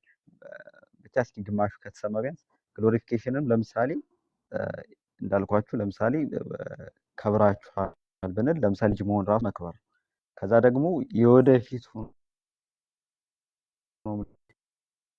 ምንድነው ይሄ ልጅ መሆንን ገና እንደሚቃትት ልጅ መሆን ራሱ እኛ የመንፈስ በኩራት ያለን ራሳችን ደግሞ የልጅነታችን ገና እንጠብቃለን ብሎ ያስቀምጣል ሮሜ 8:22 ላይ ማለት ነው። ስለዚህ ልጅነትም ገና እንደሚያዝ ተደርጎም ሊቀመጥ ይችላል። ልጅ ሆነናል ራሱ ስንናገር ማለት ነው። ስለዚህ ፕሬዘንት ፓስት ምናምን ተደርጎ መቀመጣቸው አይደለም ዋናው ነገር። ትንሽ ፖይንት ይሆን። ኦኬ እሺ፣ እኔም ላነሳት የነበረው ነጥብ ነበረ። እሱም አንድ ያነሳው ማለት ነው። አሁን ያነበብኩላችሁንስ እንትን ካቴኪዝም ካስተዋላችሁት ምንድን ነበር የሚለው? ጀስቲፋይንግ ግሬስ ኢዝ ኤ ኳሊቲ ድዌሊንግ ዊዝን ዘ ሶል ኢምፓርቲንግ ራይቸስነስ ቱ ኢት ዛት ኢዝ ያው ጀስቲፋይንግ ግሬስ የሚያጸድቅ ጽድቅ ማለት የሚያጸድቅ ጸጋ ምን ማለት ነው? እንትናችን ውስጥ የሚቀመጥ የሚያድር ነፍሳችን ውስጥ የሚያድር ሆኖ ምን የሚያደርግ ነፍሳችንን የሚያጸድቅ ሆኖ ከዛ ዛቲስ አለ የሚያጸድቅ ምንድን ነው የሚለውን ሲያብራራው ዛቲስ ኢት ሜክስ ማን ሆሊ ሰውን ይቀድሳል እንደ ወርዝ ኦፍ ኢተርናል ላይፍ ለዘላለም ህይወትም ደግሞ ብቁ ያደርገዋል አለ። ስለዚህ ካስተዋላችሁት ጽድቅንም ቅድስናንም እንዳንድ ዲስኒክ አድርጎ ያስቀምጣቸውም እንዳደረጉ ያስቀምጣቸው ማለት ነው። ስለዚህ ያንን ጽድቅም ቅድስናም በፋሲቴንስ አድርገው ይቀመጣሉ። ተቀድሰናልም ብለን እንናገራለን። ተቀድሰናልም ጸድቀናልም ብለን እንናገራለን። እንደገና ደግሞ ጽድቅና ቅድስናም ደግሞ የተለያዩ ነገሮች እንዳልሆኑ የምናየው እዚሁ ጋር ነው። አሁንም እንዳልነው ጸድቀናል ማለትም ብሎ ምንድን ነው ያብራራው? ተቀድሰናል ኢት ሜክስ ማን ሆሊ ሰውን ቅዱስ ያደርገዋል፣ ለዘላለም ህይወትም ደግሞ ብቁ ያደርገዋል ብሎ እንዳስቀመጠው ማለት ነው። በሁለቱም መንገድ ይቀመጣል ለማለት ነው እንጂ ስትሪክትሊ ጀስቲፊኬሽን እና ሳንቲፊኬሽንን ጽድቅና ቅድስናን ለይተን አናየውም ማለት ነው ስትሪክት በሆነ ሴንስ። ይህንን ካየን አይቀር ወደ ጽድቅ ደግሞ እንምጣ። አሁን ይሄ ሁሉ እንግዲህ ነገረ ድነት በጣም ሰፊ ስለሆነ መግቢያ በደንብ ይሄናል ያስፈልገዋል። ጽድቅስ ምንድን ነው የሚለውን ነገር ማየት ነው ይመጣብን ማለት ነው። ጸድቀናል ስንል ምን እያልን ነው? ወይም ደግሞ ጽድቅስ ደግሞ ምንድን ነው የሚለውን ስናይ ጽድቅን በሁለት መንገድ ማየት እንችላለን። ጽድቅን አሉታዊ በሆነና አዎንታዊ በሆነ ጎን ማየት እንችላለን። ማለትም አሉታዊ ማለት የኃጢአት ስርየት ማግኘት ጽድቅ ብለን ማንሳት መናገር እንችላለን። የሰው ልጅ በጸደቀ ጊዜ የኃጢአት ስርየትን አገኘ እያለን ነው። ኃጢአቱን ከውስጡ ወጥቷል። ኃጢአቱ ሚርሊ እንትን እያለን አይደለም። እንደ ፕሮቴስታንቱ ኃጢአቱ አይቆጠረበትም ብቻ እያለን አይደለንም ሚርሊ። ነገር ግን ኢቭን ኃጢአቱን ከውስጡ ጠፍቷልም እያለን ነው። ኃጢአተኝነቱ ጭምር ኃጢአቱም ኃጢአተኝነቱም ኃጢአቱ ስንል ቅድም አክት ብቻ አይደለም ብለናል አይደለ? ኃጢአት ኮንዲሽንም ነው ብለናል። ስለዚህ የኃጢአት ስርየት ስንል ይህ የኃጢአተኝነታችንን ኮንዲሽን ውስጥ መውጣት ጭምር ነው። ማለትም የኃጢአት ስጋ ተሽሮ ምንም መልበስ የታደሰውን ስጋ መልበስ ወይም አዲስ ፍጥረት የተባለውን ስጋ መልበስን የሚያሳየን ነው። ከዚህ ከኃጢአተኝነት ኮንዲሽን መውጣት ማለት ነው። ከእግዚአብሔር ጋር ኃጢአተኝነት ኃጣ ያልነው ቅድም ነው። እግዚአብሔርን ማጣት ከእግዚአብሔር ጋር የነበረ ሪሌሽንሺፕ ማጣት አይደለ ያልነው ኃጢአተኝነት። ጽድቅ ደግሞ ስለዚህ የሪሌሽንሺፑ መጠገን ማለት ነው። ጽድቅ ማለት ከእግዚአብሔር ጋር ወደ ትክክለኛ ሪሌሽንሺፕ መምጣት ማለት ነው። ጽድቅ ስንል ያው እንትን ስለሚልም ግሪኩም ቢሆን ቢንግ ራይት ዊዝ ጋድ የሚል ሲያሳይ ዲካዮን ነው የሚለው ቢንግ ራይት ዊዝ ጋድ ከእግዚአብሔር ጋር ትክክል መሆን የሚል ሪሌሽንሺፕ ስላለው ሪሌሽንሺፕ አስፔክት ስላለው ከዚህ ከኃጢአተኝነት ኮንዲሽን ከእግዚአብሔር ጋር ሪሌሽንሺፕ ውስጥ መግባት ወይም ከዛ ኮንዲሽን መውጣት ኃጢአተኝነትን መውጣትን ያመለክታል ማለት ነው። ስለዚህ የኃጢአት ስርየት ስንል ሚርሊ ሌጋል ስታተስን ቼንጅ እያለን አይደለም። ሌጋል ስታተስ ማለትም ይሄ ሰው ኃጢአተኛ ነበር፣ በእግዚአብሔር ፊት ኃጢአተኛ ነበር፣ አሁን ደግሞ በእግዚአብሔር ፊት ጸድቋል የሚል ሌጋል ቼንጅ ስታተስ ቼንጅ እያለን አይደለም። ኮንዲሽን ቼንጅ ጭምር እያለን ነው። ኃጢአተኝነት ኮንዲሽን መለወጥ ጭምር ማለት ነው። አንድ ሰው በእውነትም ጽድቅ ወይም ደግሞ የሚያገኝበት ጻድቅ የሚባልበት ኮንዲሽን ነው። አሉታዊ ጎን ያልነው የኃጢአት ስርየት ነው አሉታዊ ጎኑ። አዎንታዊ ጎኑ ደግሞ ምንድን ነው? የእግዚአብሔር ልጅ መሆን ጨምራል። የእግዚአብሔር ልጅ መሆን ስለዚህ ሚርሊ ከኃጢአተኝነት ኮንዲሽን መውጣት ብቻ አይደለም ማለት ነው። ከኃጢአተኝነት ኮንዲሽን ሞተን ደግሞ ከዛ ወደበለጠ ኮንዲሽን ወደ እግዚአብሔር ልጅ ወደ መሆን ኮንዲሽን መውጣት ማለት ነው። የእግዚአብሔር ልጅ ሆነን ይህ አሮጌው ስጋ መሻር ብቻ አይደለም ማለት ነው። አሮጌው ስጋ ተሽሮ አዲሱን የክርስቶስን ስጋ መልበስ ወይም ባህሪያችን መታደስ ክርስቶስን መምሰል የእግዚአብሔር ልጅ መሆን ማለት ነው። ስለዚህ ሁሉ በአዳም እንደሚሞቱ ሁሉ በክርስቶስ ሕያዋን ይሆናሉ። ብዙዎች ከአዳም የተነሳ ኃጢአተኞች እንደሆኑ ይላል ቅዱስ ጳውሎስ አለ። ከአዳም የተነሳ ኃጢአተኞች እንደሆኑ ከክርስቶስ የተነሳ ደግሞ ምን ይሆናሉ? ጻድቃን ይሆናሉ ብሏል። ስለዚህ ከአዳም ስንወለድ አዳማውያን ሆነን ተወልደናል። ከክርስቶስ ስንወለድ ደግሞ ጻድቃን ሆነን ተወልደናል። ወይም ደግሞ የእግዚአብሔር ልጆች ሆነን ተወልደናል። የእግዚአብሔር ሆነናል የምንልበት ስቴት ኮንዲሽን ነው። ስለዚህ ከኃጢአተኝነት ኮንዲሽን ወደ ጻድቅነት ኮንዲሽን ወይም ደግሞ የእግዚአብሔር ልጅነት ኮንዲሽን የእግዚአብሔር ልጆች የምንሆንበት በጸጋው ወደዛ ውስጥ መግባት ነው ማለት ነው። ጽድቅ ስንል እንጂ ሌጋል ስታተስ ቼንጅ ብቻ አይደለም ማለት ነው። ቀጥሉበት እናንተ ደግሞ። አሁን ቅደምና እኔ እቀጥላለሁኝ አንዴ።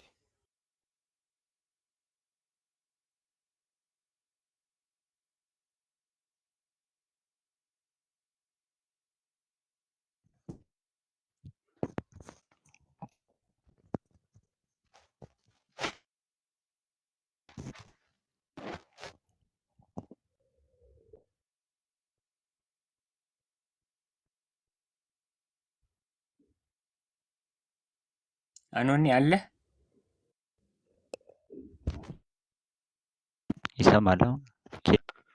አሁን አለው? አሁን ይሰማል። እሰማለሁ።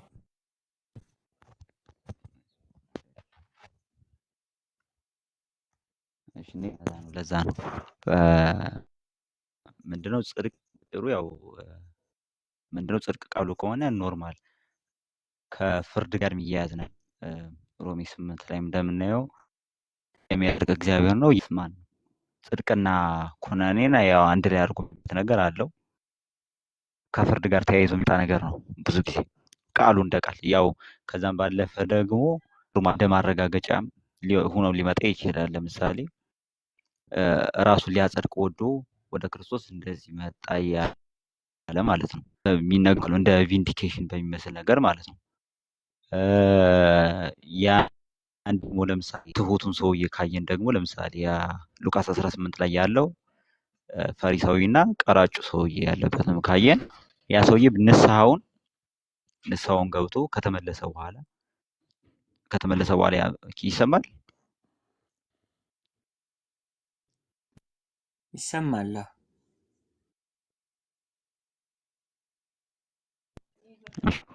እና ለምሳሌ ያን ሀምብል የሆነውን ሰውዬ የእግዚአብሔርን ይቅርታ ቀጥታ ንስሐ የሞከረውን ሰውዬ ራሱ ለምሳሌ ከፈሪሳዊ ይልቅ ጻድቅ ሆኖ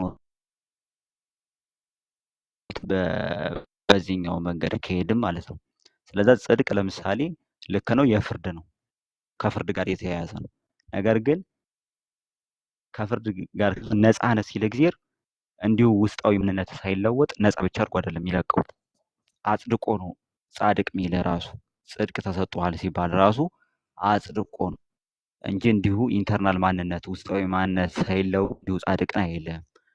ምክንያቱም እናየው ከክርስቶስ ጋር አንድ በመሆኑ ጽድቃችን ደግሞ ለምሳሌ አንደኛ ጢሞቴዎስ 3 ላይ ብሎ ይነገርለት የለ ምንድነው በስጋ የተገለጠ እግዚአብሔርን የመሰለ ሚስጥር ያጥር ታላቅ ነው። ምንድነው በስጋ የተገለጠ በመንፈስ የጸደቀ ለመላእክት የታየ በክብር ያደረገ እያለ የሚናገርለት ባልታል የሚለው ንግግር ከሮሜ 1 ጋር በጣም የሚገናኝ ክፍል አለ። ቁጥር 3 ጋር ያለው ማለት ነው። ስለ ክርስቶስ ወንጌል ነው የምንሰብከው የሚለው ስለ ልጁ ስለ ወንጌል ነው ይልና እንደ ቅድስና ኃይል በክብር ስለተነሳው ስለ ልጁ ነው ይላል። ስለዚህ የክርስቶስ ጽድቅ በመንፈስ የክርስቶስ ጽድቅን ስናየው ምንድነው ኮምፕሊትሊ ትራንስፎርሜሽን የሆነው ታላቁን መገለጡ የስጋ መለወጥ። ስለዚህ ምንድነው አሁን እዚህ ጋር የምናየው ነገር እኛም ደግሞ ሁሌም ጽድቃችን የሚገናኘው ከክርስቶስ ጋር አንድ በመሆን ስለዚህ እኛም ከክርስቶስ ጋር ልክ ክርስቶስ ታላቁ መለወጡን በመንፈስ የጸደቀ በሚመልከት እንደ ፎርሜሽናችን ራሱ ጽድቅ ነው። ስለዚህ ውስጣዊ ማንነታችን ሁሉ ይለወጣል። ጽድቅ ከዛ ጋር ነው የሚገናኝ። ጀስት ሜርሊ የሆነ ነፃ ሆናል ብቻ ሳይሆን አንደኛ ደግሞ ውስጣዊ ማንነትም ይለወጣል። ስለዚህ ከዚህ አንጻር ይታይ። ቀጣይ ደግሞ ያው እንቀጥልበታለን እንዳይረዝም። እሺ ሶ ጽድቅ እናንተ ያላችሁት ነው። በቃ ጀስት ጄኔራል የሆነውን ትርጉም ልክ ድህነትን ዲፋይን እንዳደረግ ነው ይሄኛውንም ዲፋይን አድርገው እንደዚህ ነው። አዎ ዲክላሬቲቭ ነው፣ ከፍርድ ጋር የሚገናኝ ነው። ነገር ግን ሜርሊ የሆነ ዲክላሬቲቭ ስቴትመንት ብቻ አይደለም። በቃ የሆነ አንተ ጸድቀሃል ወይ የሆነ ነገር ነፃ ሆነሃል አይነት ብቻ ዲክላሬቲቭ ሳይሆን ይልቁንም ኦንቶሎጂክሊ ወይም ጀስት ኦብጀክቲቭሊ ውስጣችን ራሱ እንደዛ መቀየር አለበት። ዝም ብሎ አንድ ሰው ጸድቀሃል ስለተባለ ብቻ አይደለም። ያ ዲክላሬቲቭን ብቻ ሳይሆን ልክ ኪዳንም አኖኒም እንዳሉት ቼንጅ ይኖራል ማለት ነው። ውስጣዊ ቼንጅ ይኖራል፣ ባህሪያችን መቀየር አለበት። ይህም እንደዚህ ተብሎ ይቀመጣል። ልክ ቅድም ያልነው አለ አይደለ? የሰው ልጅ ያጣው ምንድን ነው ብለን ያስቀመጥነው ነገር አለ። ከዛ ባህሪው እንዴት ሆኗል? ጎስቁሏል፣ እንደዚህ እንደዚህ እንደዚህ ብለናል። ስለዚህ ከዛ ስቴት በጸጋ እንግዲህ የመጀመሪያው አዳም ልጆች ነበርን አይደል? ስለዚህ በጸጋ የሁለተኛው የአዳም ልጆች የምንሆንበት ስቴት ማለት ነው። ይሄ እንደዚህ አይነት ቼንጅ መኖር አለበት። አኖን ያነሳው አንድ ሀሳብ አለ። እግዚአብሔር ጸድቀሃል ሲልህ እንዲሁ ዝም ብሎ ውጫዊ ነገር ብቻ ሳይሆን አጽድቆ ነው ጸድቀሃል የሚልህ ማለት ነው። ራሱ ቼንጅ አድርጎ ነው ከዛ ነው ጸድቀሃል የሚልህ ማለት ነው። ስለዚህ አዎ ኃጢአታችን ይቅር ይባላል። ከዛ ደግሞ ከዛ ኔቸርም እንወጣለን። ቅድም ኪዳን ይህንን አስቀምጦታል። ያ ስቴት አለ አይደለ? የነበርንበት አዳማዊ ስቴት። ስለዚህ ከዛ ስቴትም እንወጣለን። ልክ ቅዱስ ጳውሎስ ሁለተኛ ቆሮንቶስ ምዕራፍ 5 ቁጥር 17 ላይ እንዳስቀመጠው ነው። ስለዚህ ማንም በክርስቶስ ቢሆን አዲስ ፍጥረት ነው፣ አሮጌው ነገር አልፏል፣ እነሆ ሁሉም ነገር አዲስ ሆኗል። ስለዚህ ማንም ቢሆን አዲስ ፍጥረት ነው። እኛ መጀመሪያ የመጣንበት ከዛ ከመጀመሪያው ከአዳማዊ ፍጥረት ወደ ሁለተኛው ስቴት እንሄዳለን ማለት ነው። ወደ ክርስቶሳዊው ማንነት እንሄዳለን። ስለዚህ ይሄ አዲስ ፍጥረት መሆን አለበት። ይሄ ኦንቶሎጂካሊ ቼንጅ መኖር አለበት። ያለንበት ስታተስ ያለንበት ሁኔታ መቀየር አለበት። የእግዚአብሔር ጠላቶች የነበርነው ሰዎች ምን መሆን አለብን? የእግዚአብሔር ወዳጆች ወደ መሆን እንሄዳለን ማለት ነው። ከክርስቶስ ጋር አብረን ወራሽ እንሆናለን ማለት ነው። የእግዚአብሔር ወዳጆች ተብለን እንጠራለን። የመንግስተ ሰማያትንም የዘላለማዊ ህይወትንም ተስፋ ወደ ማድረግ ደግሞ እንመጣለን ማለት ነው። ከጨለማ ህይወት ወደ ብርሃን እንመጣለን። የሆነ ዲክላሬቲቭ የሚለውን ሴንስ እንዳትረሱ። እሱ እንዲናይ የማድረግ ነገር አይደለም። ይልቁንም በሱ ብቻ ግን አንገደብም። እንደዛ ብለው የሚገድቡ ስላሉ ማለት ነው። እሱን የምንመጣበት ጊዜ ስለሚኖር ማለት ነው። ስለዚህ ኦንቶሎጂካሊ መቀየር አለበት። ከነበርንበት ከአዳማዊ ከመጀመሪያው አዳም ወደ ሁለተኛው አዳም መምጣት አለብን ማለት ነው። በጸጋ የእሱ ልጆች መሆን አለብን ማለት ነው። ስለዚህ አንድ ሰው የሚጸድቀው ይሄ ነው። ከኃጢአቱ ይነጻል። እነዚህን ነገር ማልደግማቸው እነሱ ስላሉት ነው። ነገር ግን ጀስት በዲክላሬቲቭ ዝም ብሎ ብቻ በመሆን ሳይሆን ይልቁንም ያነበብኩት ነገር አለ። እግዚአብሔር እንዲሁ ጸድቀሃል ብሎ ሲናገር ዘፍጥረት ላይ የምናየው አለ አይደል? እግዚአብሔር እንደዚህ አለ ብሎ ሲናገር ቃሉና ድርጊቱ አይነጣጠሉም። ስለዚህ አንተ ጻድቅ ነህ ወይም ጸድቀሃል የሚለው ዲክላሬቲቭ ነገር ሲናገር የምርም ኦንቶሎጂካሊ የሚያጸድቅ ነው ያ ራሱ ማለት ነው። ዝም ብሎ ከዚህኛው ኃይል ተነጥሎ የሆነ የቃል ዲክላሬቲቭ ብቻ አይደለም። የሆነ ዳኛ ፍርድ ቤት ውስጥ ጸድቀሃል ብሎ እንደሚናገር ውስጣዊ ማንነቱ ቼክ ሳይደረግ እንዲያው ውጫዊ ብቻ ታይቶ ያንን ዲክላሬቲቭ አይነት ነገር አይደለም። ይልቁንም ውስጣዊ መቀየር አለበት። ወደ አዲስ ፍጥረት መምጣት አለብን ማለት ነው። ስለዚህ መጽደቅ ማለት ይሄ ነው። ከመጀመሪያው ከነበርንበት ከአዳማዊ ስታተስ ወደ እግዚአብሔር ወዳጅነት መምጣት ማለት ነው። ከእግዚአብሔር ጠላት የነበርን ሰዎች ወደ እግዚአብሔር ወዳጅነት መምጣት ጀስቲፊኬሽን ወይም ጽድቅ ብለን ልናየው እንችላለን ማለት ነው። ኪዳን ቀጥል። እሺ፣ እዚህ ላይ ደግሞ ሌሎች ነጥቦችን ልጨምር። የመጀመሪያው ጽድቅ የሚለው ቃሉ የፍርድ ቤት ቃል ነው። ይህንን መለየት የለብንም። ጽድቅ ላይ የፍርድ ቤት ላንጉጅ የለም እያለም ጽድቅ ራሱ የሚለው ቃል የፍርድ ቤት ላንጉጅ ነው። ዲካዮን የሚል በፍርድ ቤት ላንጉጅ የተነገረ ነው። ነገር ግን መለየት ያለብን እግዚአብሔር ሲፈርድ በእውነትም ይፈርዳል። ማለትም እግዚአብሔር ሐሰትን እውነት አይልም፣ ኃጢአትን ጽድቅ ነው አይልም እግዚአብሔር። ስለዚህ እግዚአብሔር ልክ ብርሃን ይሁን ሲል ብርሃን እንደሚሆን እግዚአብሔር በጻድቅ ነህ ሲል ውስጣዊ ጽድቅን ነው የሚያሳየው። ጸድቃል ነው የሚለው። ይህንን ብዙ ጊዜ ስንናገር አንዳንድ ፕሮቴስታንቶች ይህ እኮ የካቶሊክ ቪው ነው ብለው ሊያነሱልኝ ይችላሉ። አሁንም የቀደሙን ላስታውሳችሁ። ካቴኪዝም ኦፍ ዘ ሲሪያን ኦርቶዶክስ ቸርች ያነሳ ነው ማለት ነው። ሾርተር ካቴኪዝም ላይ ካስተዋላችሁት ምንድን ነበር የሚለው? ጀስቲፋይንግ ግሬስ ኢዝ ኤ ኳሊቲ ድዌሊንግ ዊዝን ዘ ሶል። የሚያጸድቅ ጸጋ በነፍስ ውስጥ የሚቀመጥ በነፍስ ውስጥ የሚያደርግ ኳሊቲ ነው። ውሳጣዊ ነው ጽድቁ። ምን የሚያደርግ? ኢምፓርቲንግ ራይቸስነስ ቱ ኢት። ጽድቅን ለነፍሳችን የሚሰጠን ነፍሳችንን የሚያጸድቅ ያለ ነው። ጀስቲፋይንግ ነፍሳችንን የሚያጸድቅ። ስለዚህ እኛ የምንቀበለው ሲጀመር የኢምፑቴሽን ኦፍ ራይቸስነስ ነው፣ ወይም ጽድቅ ሆኖ መቆጠርን አይደለም። በኋላ እናየዋለን እሱን። ይልቅስ ኢምፓርቴሽን ኦፍ ራይቸስነስን እንቀበላለን። ማለትም ነፍስ በውሳጣዊ ማንነቷ ምን ትላለች? ትጸድቃለች። ውሳጣዊ ማንነቷ። ጽድቅና ኃጢአት ኮምፓቲብል አይደሉም ነው የምንለው እኛ። ማለትም አንድ ሰው ሲጸድቅ ኃጢአተኝነቱን ከውስጥ አውጥቶለት ነው እግዚአብሔር የሚያጸድቀው። ለነፍስም ይህንን የጽድቅን ሁኔታ ይሰጠዋል። ኢምፓርቲንግ ራይቸስነስ ቱ ኢት። ከዛ ምን ያደርገዋል? ሜክስ ማን ሆሊ፣ ያንን ሰው ቅዱስ ያደርገዋል። ሲያጸድቀው እግዚአብሔር ያንን ሰው ቅዱስ ያደርገዋል፣ ለዘላለማዊነትም የተገባ ያደርገዋል ማለት ነው። ስለዚህ ውስጥ የሆነ ጽድቅ ነው። ነገር ግን ይህን ሁሉ ላንግጅ ወደ እግዚአብሔር መምጣት ከሞት ወደ ሕይወት መምጣት ነው ጽድቅ ስንል ሁኔታ ብቻ ማለት አክት ብቻ ያደረግነው አይደለም። ጽድቅን በሁለት መንገድ ማየት እንችላለን። ጽድቅ አክሽንም የሆነ ጊዜ ሞመንትም ነው ሁኔታም ነው።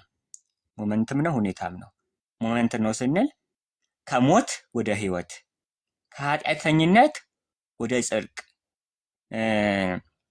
ከአዳማዊ ማንነት ወደ ክርስቶስ ማንነት የመጣ ነው። አንድ ጊዜ ነው የመጣ ነው። አንድ ጊዜ ብቻ ነው የመጣ ነው። ስለዚህ ከዛ ሴንስ አንጻር አንድ ጊዜ ጸድቀናል ብለን እንናገራለን። አንድ ጊዜ ማለት ነው የጸደቅንበት ነው እሱ። ነገር ግን ኮንዲሽንም ጭምር ነው። ልክ ኃጢአተኝነት ኮንዲሽን ነው እንዳልን ጽድቅም ኮንዲሽን ነው። ማለትም ከእግዚአብሔር ጋር በትክክለኛው በሆነ ህይወት ውስጥ ነው ያለ ነው ጽድቅ ነን ጻድቅ ነን ስንል ማለት ነው። ስለዚህ ኮንዲሽንንም ያሳያል። በቃ በነፍሳችን ውስጥ ያለ ሰውን የሚቀድሰው የሚያነጻው ነውና ከእግዚአብሔር ጋር ያለ ሪሌሽንሺፕ ቀጣይነት ያለው ነው ማለት ነው። በጸደቀ ሰው ውስጥ ያለ ሪሌሽንሺፕ ይህ ከአክትም ጋር ከኮንዲሽንም ጋር እናየዋለን ማለት ነው ጽድቅን የሚለውን።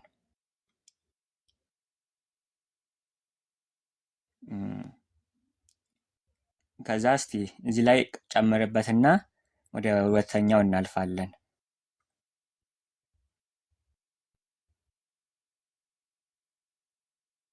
አይ ቲንክ ግን በቃ ጀስቲፊኬሽን ላይ በቂ መሰለኝ እንደኔ እንደ ትርጉሙ። አሁን የምትጨምረው ነገር ካለ ወይ ኪዳን የቀረ የምትለው ነገር ከሌለ እንትኑን እንድናየው ብዬ ነው። ጽድቅና ቅድስናስ ላይ ናቸው ምንድን ነው የሚለውን ያ አዎ እሱን አስገብቼው ነበርና እኮ ለሌሎች ክፍሎች ርዕስ አድርገህ ስላስቀመጥከው እነዛ ላይ እኮ እናየዋለን በሚል ነው።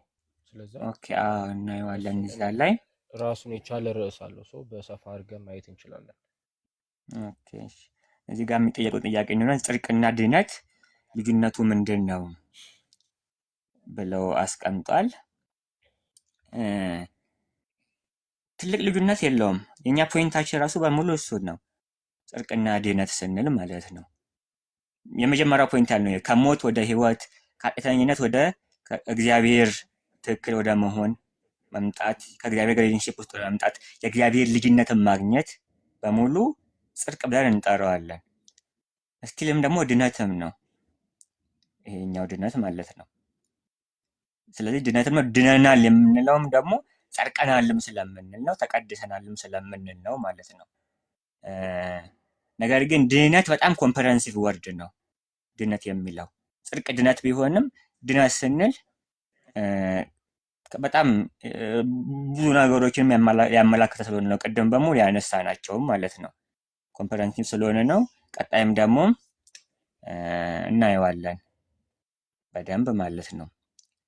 ግን አሁን እንትን እናንሳ ለመጨረስ ያክል ሰው እንዴት ነው የሚጸድቀው የሚለውን ፖይንት። እንዴት ነው የሚጸድቀው ሰው አንሳ። አሁን ጀምረው ይሄኛውን። እሺ እንግዲህ ኪዳን እንደ መግቢያም ራሱ መሆን ይችላል። አሁን ያነሳው ሀሳብ ማለት ነው። ምንድነው ጽድቅና ድህነት ምንድነው ልዩነታቸው? ድህነት ኮምፕሬሄንሲቭ ነው፣ ላይክ ብዙ ነገሮችን በውስጡ ይዛል። ከዛ ውስጥ ጀስቲፊኬሽን ወይም ጽድቅ አንዱ አስፔክት ነው። ላይክ የሆነ ቦርደር ስትሪክት የሆነ መስመር ምናምን አናሰምርም። አሁን ውስጥ ባሉ አስፔክቶች ውስጥ ጀስቲፊኬሽንም ይገባል፣ ሳንቲፊኬሽንም ቅድስናም እንግዲህ ይገባል፣ ጽድቅ ይገባል ብለናል። ይቅርታ የኃጢአት ይቅርታን ማግኘት ሊገባ ይችላል። ሪደምሽን ራሱ ሊገባ ይችላል። ስለዚህ እነዚህን ሁሉ ነገሮች የያዘ ነው። ስትሪክት ላይን አናሰምርም ልክ እንዳልከው ነው። ስለዚህ ከጽድቅ አንጻር እስኪ አድርገን ለድህነት እንግዲህ ሰው እንዴት ነው ይድናል ያልነውን ቅድም ማለት ነው አምጥተን ወደዚህ ራሱ አፕላይ ማድረግ እንችላለን። ነገር ግን ከጀስቲፊኬሽን አንጻር እንመልከተው። ልክ ቅድም አንድ ሰው ድኛለሁኝ የዳንኩ ነው ድናለሁ እንዳለው ሁሉ ከጽድቅም አንጻር እንደዛ ጸድቄያለሁ የጸደቅኩ ነው ጸድቃለሁ ብሎ መናገርም እንደሚችል በኋላ ላይ ብናየውም ግን ያው አስፔክት ስለሆነ ማየት እንችላለን። እንግዲህ ቅድም እንዳልኳችኋል አንድ ሰው ወደ ጽድቅ ወይም ወደ መጽደቅ ሲመጣ ወይም ጄኔራሊ ወደ ድህነት ቅድም እንዳልኳችሁ ነው የመጀመሪያው ስቴፕ ከማን ነው የሚመጣው? ከእግዚአብሔር ነው። ቅድም ኪዳን የነገራችሁ ነገር አለ። ፕሬዘንት ግሬስ ይሰጣል በሰው ውስጥ የእግዚአብሔር ወደ ድህነት የሚጣራበት ያም ነገር ይሰጠዋል፣ ያ ጸጋ ይሰጠዋል። ከዛ ጋር ኮኦፕሬት ማድረግ ወይ አለማድረግ የዛ ሰው ፈቃዱ እንዳለ ሆነው ማለት ነው። ከዛ ግን አንድ ሰው ወደ ጽድቅ ወደዚህ ሲመጣ ሌላኛው ልናስተውሉ የሚገባው ነገር ከዛ ፊት ወይ ጥሩ ሰው ወይ የሆነ ማሟላት የሚጠበቅበት አይነት ነገር ሆኖ አይደለም። ወይም የሆነ ነገር ሰርቶ ኦኬ አሁን እርን አድርገዋለሁኝ እግዚአብሔር የሰጠኝን ይሄንን ጸጋ እስካሁን ድረስ ባደረኩት ነገር እስካሁን ድረስ ባሳየሁት ህይወት ምናምን ይገባኛል፣ ስለዚህ አሁን እዚህ ደረጃ ላይ ደርሻለሁኝ አሁን ይሄንን ጸጋ ልጠቀምበት ብሎ አይደለም የሚመጣው። ይልቁንም ምንም አይነት ስቴት ውስጥ ቢሆን ወደ ክርስትና ሲመጣ ወይም ወደዚህ ወደ መጽደቅ ሲመጣ ማተር አያድርግም። መሰረቱ ጸጋ ስለሆነ ማለት ነው። ያንን ጸጋ ኮኦፕሬት አድርጎ ጀስቲፋይንግ ግሬስን ነው መቀበል ያለበት። የሚያጸድቀውን የእግዚአብሔርን ጸጋ ነው መቀበል ያለበት ማለት ነው። ይሄኛውን የቅዱስ ጳውሎስ በሮሜ መልእክቱ ምዕራፍ 3 ቁጥር 24 ላይ እንደዚህ ብሎ ይናገራል። በኢየሱስ ክርስቶስም በሆነው ቤዛነት በኩል እንዲያው በጸጋው ይጸድቃሉ። ስለዚህ ወደዚህ ወደ መጽደቅ ሲመጣ እንዲያው በጸጋው ነው ያለምንም ፕሪኮንዲሽን። ማመን ምናምን የሚሉትን ነገሮች እናያቸዋለን። ነገር ግን ሲመጣ ያነበረበት ስቴት ማተር አያደርግም ማለት ነው። መልካም ሰው ይሁን መጥፎ ሰው ይሁን ምን ይሁን ማተር አያደርግም። ከዛ ፊት መልካም ስራን እንኳን ጀስት ቢሰራ ሰብአዊ ድርጊት ብለን እንይዘዋለን እንጂ ክርስቲያናዊ መልካም ስራ ግን ማድረግ አንችልም። ምክንያቱም ጌታችን የተናገረው ነገር አለ፣ ያለኔ ምንም ነገር ማድረግ አትችሉም። እንደገና ደግሞ የወይን ግንዱ ላይ ሳይጣበቅ ፍሬ ሊኖር ስለማይችል ማለት ነው። ስለዛ ያ ፍሬ ከመልካም ስራ አንጻር የሚቆጠር አይደለም በክርስትና። ስለዚህ እንዲሁ ነው ወደ ድህነት የሚመጣው ማለት ነው። የሮሜ መልእክት ምዕራፍ 3 ቁጥር 24ን ጠቅሼላችኋለሁ። ስለዚህ የሆነ የሰው ልጅ የስራ ውጤት ምናምን ከዛ ፊት የሰራው ነገር ሜሪት አያደርገውም ማለት ነው ያንን ነገር። ስለዚህ ቅድም እንዳልኳችሁ የሁሉን መዳን በሚወደው ጌታ ይሄንን ጸጋ ይሰጠዋል። ከዛ ጋር ኮኦፕሬት ካደረገ እንግዲህ ይመጣል ማለት ነው። ስለዚህ የመጀመሪያው እንግዲህ ወደዚህ ወደ እንዴት ይጸድቃል የምንለውን ነገር ስናይ እምነት ነው የሚመጣው ማለት ነው። እምነትን በእርግጥ ከንስሐ ጋር ማድረግም እንችላለን። ከዛ ፊት ኃጢአት ሰርቶ ከሆነ ንስሐ መግባት ስላለበት ማለት ነው። ግን ማመን አለበት ጀነራሊ። እንዲሁ የዛው የሮሜ መልእክት ምዕራፍ 5 ቁጥር 1 ላይ እንደዚህ ብሎ ይናገራል። እንግዲህ በእምነት ከጸደቅን በእግዚአብሔር ዘንድ በጌታችን በኢየሱስ ክርስቶስ ሰላምን እንያዝ። ስለዚህ ማመን አለበት ማለት ነው። ማመን ግን ስንል እንደው ጀስት የሆነ ኢንተሌክቹዋል ነገር እንዳታደርጉት የሆነ ፎርሙላ አለ ኦኬ ይሄንን ነገር አውቄያለሁኝ ብሎ ጀስት ከመያዝ አንጻር አይደለም። ይልቁንም ያ እምነት ህያው የሆነ እምነት መሆን አለበት። ማለትም ፍሬን የሚያፈራ መሆን አለበት። እምነትን የሚጥል መቻል መሆን አለበት። በጌታ ላይ እምነቱን ማድረግ የሚያስችል አይነት ነው እምነት መሆን ያለበት። እንዲያው ኦኬ አንድ ኤቲስትም እኮ ስለ ጌታ የሆነ ነገር ያውቃል። ስለዚህ ያንን ነገር ጀስት ለምሳሌ ጌታችን ኢየሱስ ክርስቶስ እዚህ ምድር ላይ ተመላልሷል ብሎ ጀስት ሊያምን ይችላል። ነገር ግን ያን ጀስት ማመኑ ከዛም በኋላ ጌታችን የሰራውን የድህነትን ስራ ወደ ማመንና ያንን ወደ ራሱ አፕላይ ወደ ማድረግ ስላላመጣው አይጠቅመውም ማለት ነው። ስለዚህ ኦቢዲየንት መሆን አለበት። አንድ ሰው ሲያምን ጌታ ላይ መታመን አለበት። ለጌታ ትእዛዛት እንደገና ደግሞ መገዛት አለበት ማለት ነው። መታዘዝ አለበት። ስለዚህ ማመን ስንል ይሄንን እያለን ነው። ህያው የሆነ እምነት ወይም የሚያድን እምነት ማለት ነው። የያዕቆብ መልእክት ምዕራፍ 2 ላይ ያለው አይነት ትክክለኛው እምነት ነው መሆን ያለበት ከስራ ያልተነጠለ። ምክንያቱም ምዕራፍ 2 ቁጥር 17 ላይ እንዲሁም ስራ የሌለው እምነት ቢኖር በራሱ የሞተ ነው ይላል። ስለዚህ ፍሬን የሚያፈራ እምነት ወይም የሚያድን እምነት ብለን መጥራት እንችላለን። ስለዚህ ይሄኛው እምነቱ ግን ጀስት ኢኒሺያል ሪስፖንሱ ነው የሚሆነው። ማለትም የመጀመሪያው ከዛ ጸጋ ጋር መተባበሩን የሚያሳይበት አንድ ነገር ነው እንጂ ጀስት የሚሆነው በቃ ይሄ አለቀ ብለን የምንለው ነገር አይደለም። በቃ ኦኬ አመንክ ዳትስ ኢት ብሎ በቃ ጀስት እዛ ላይ የሚያቆም ነገር አይደለም። ስለዚህ ጀስቲፊኬሽን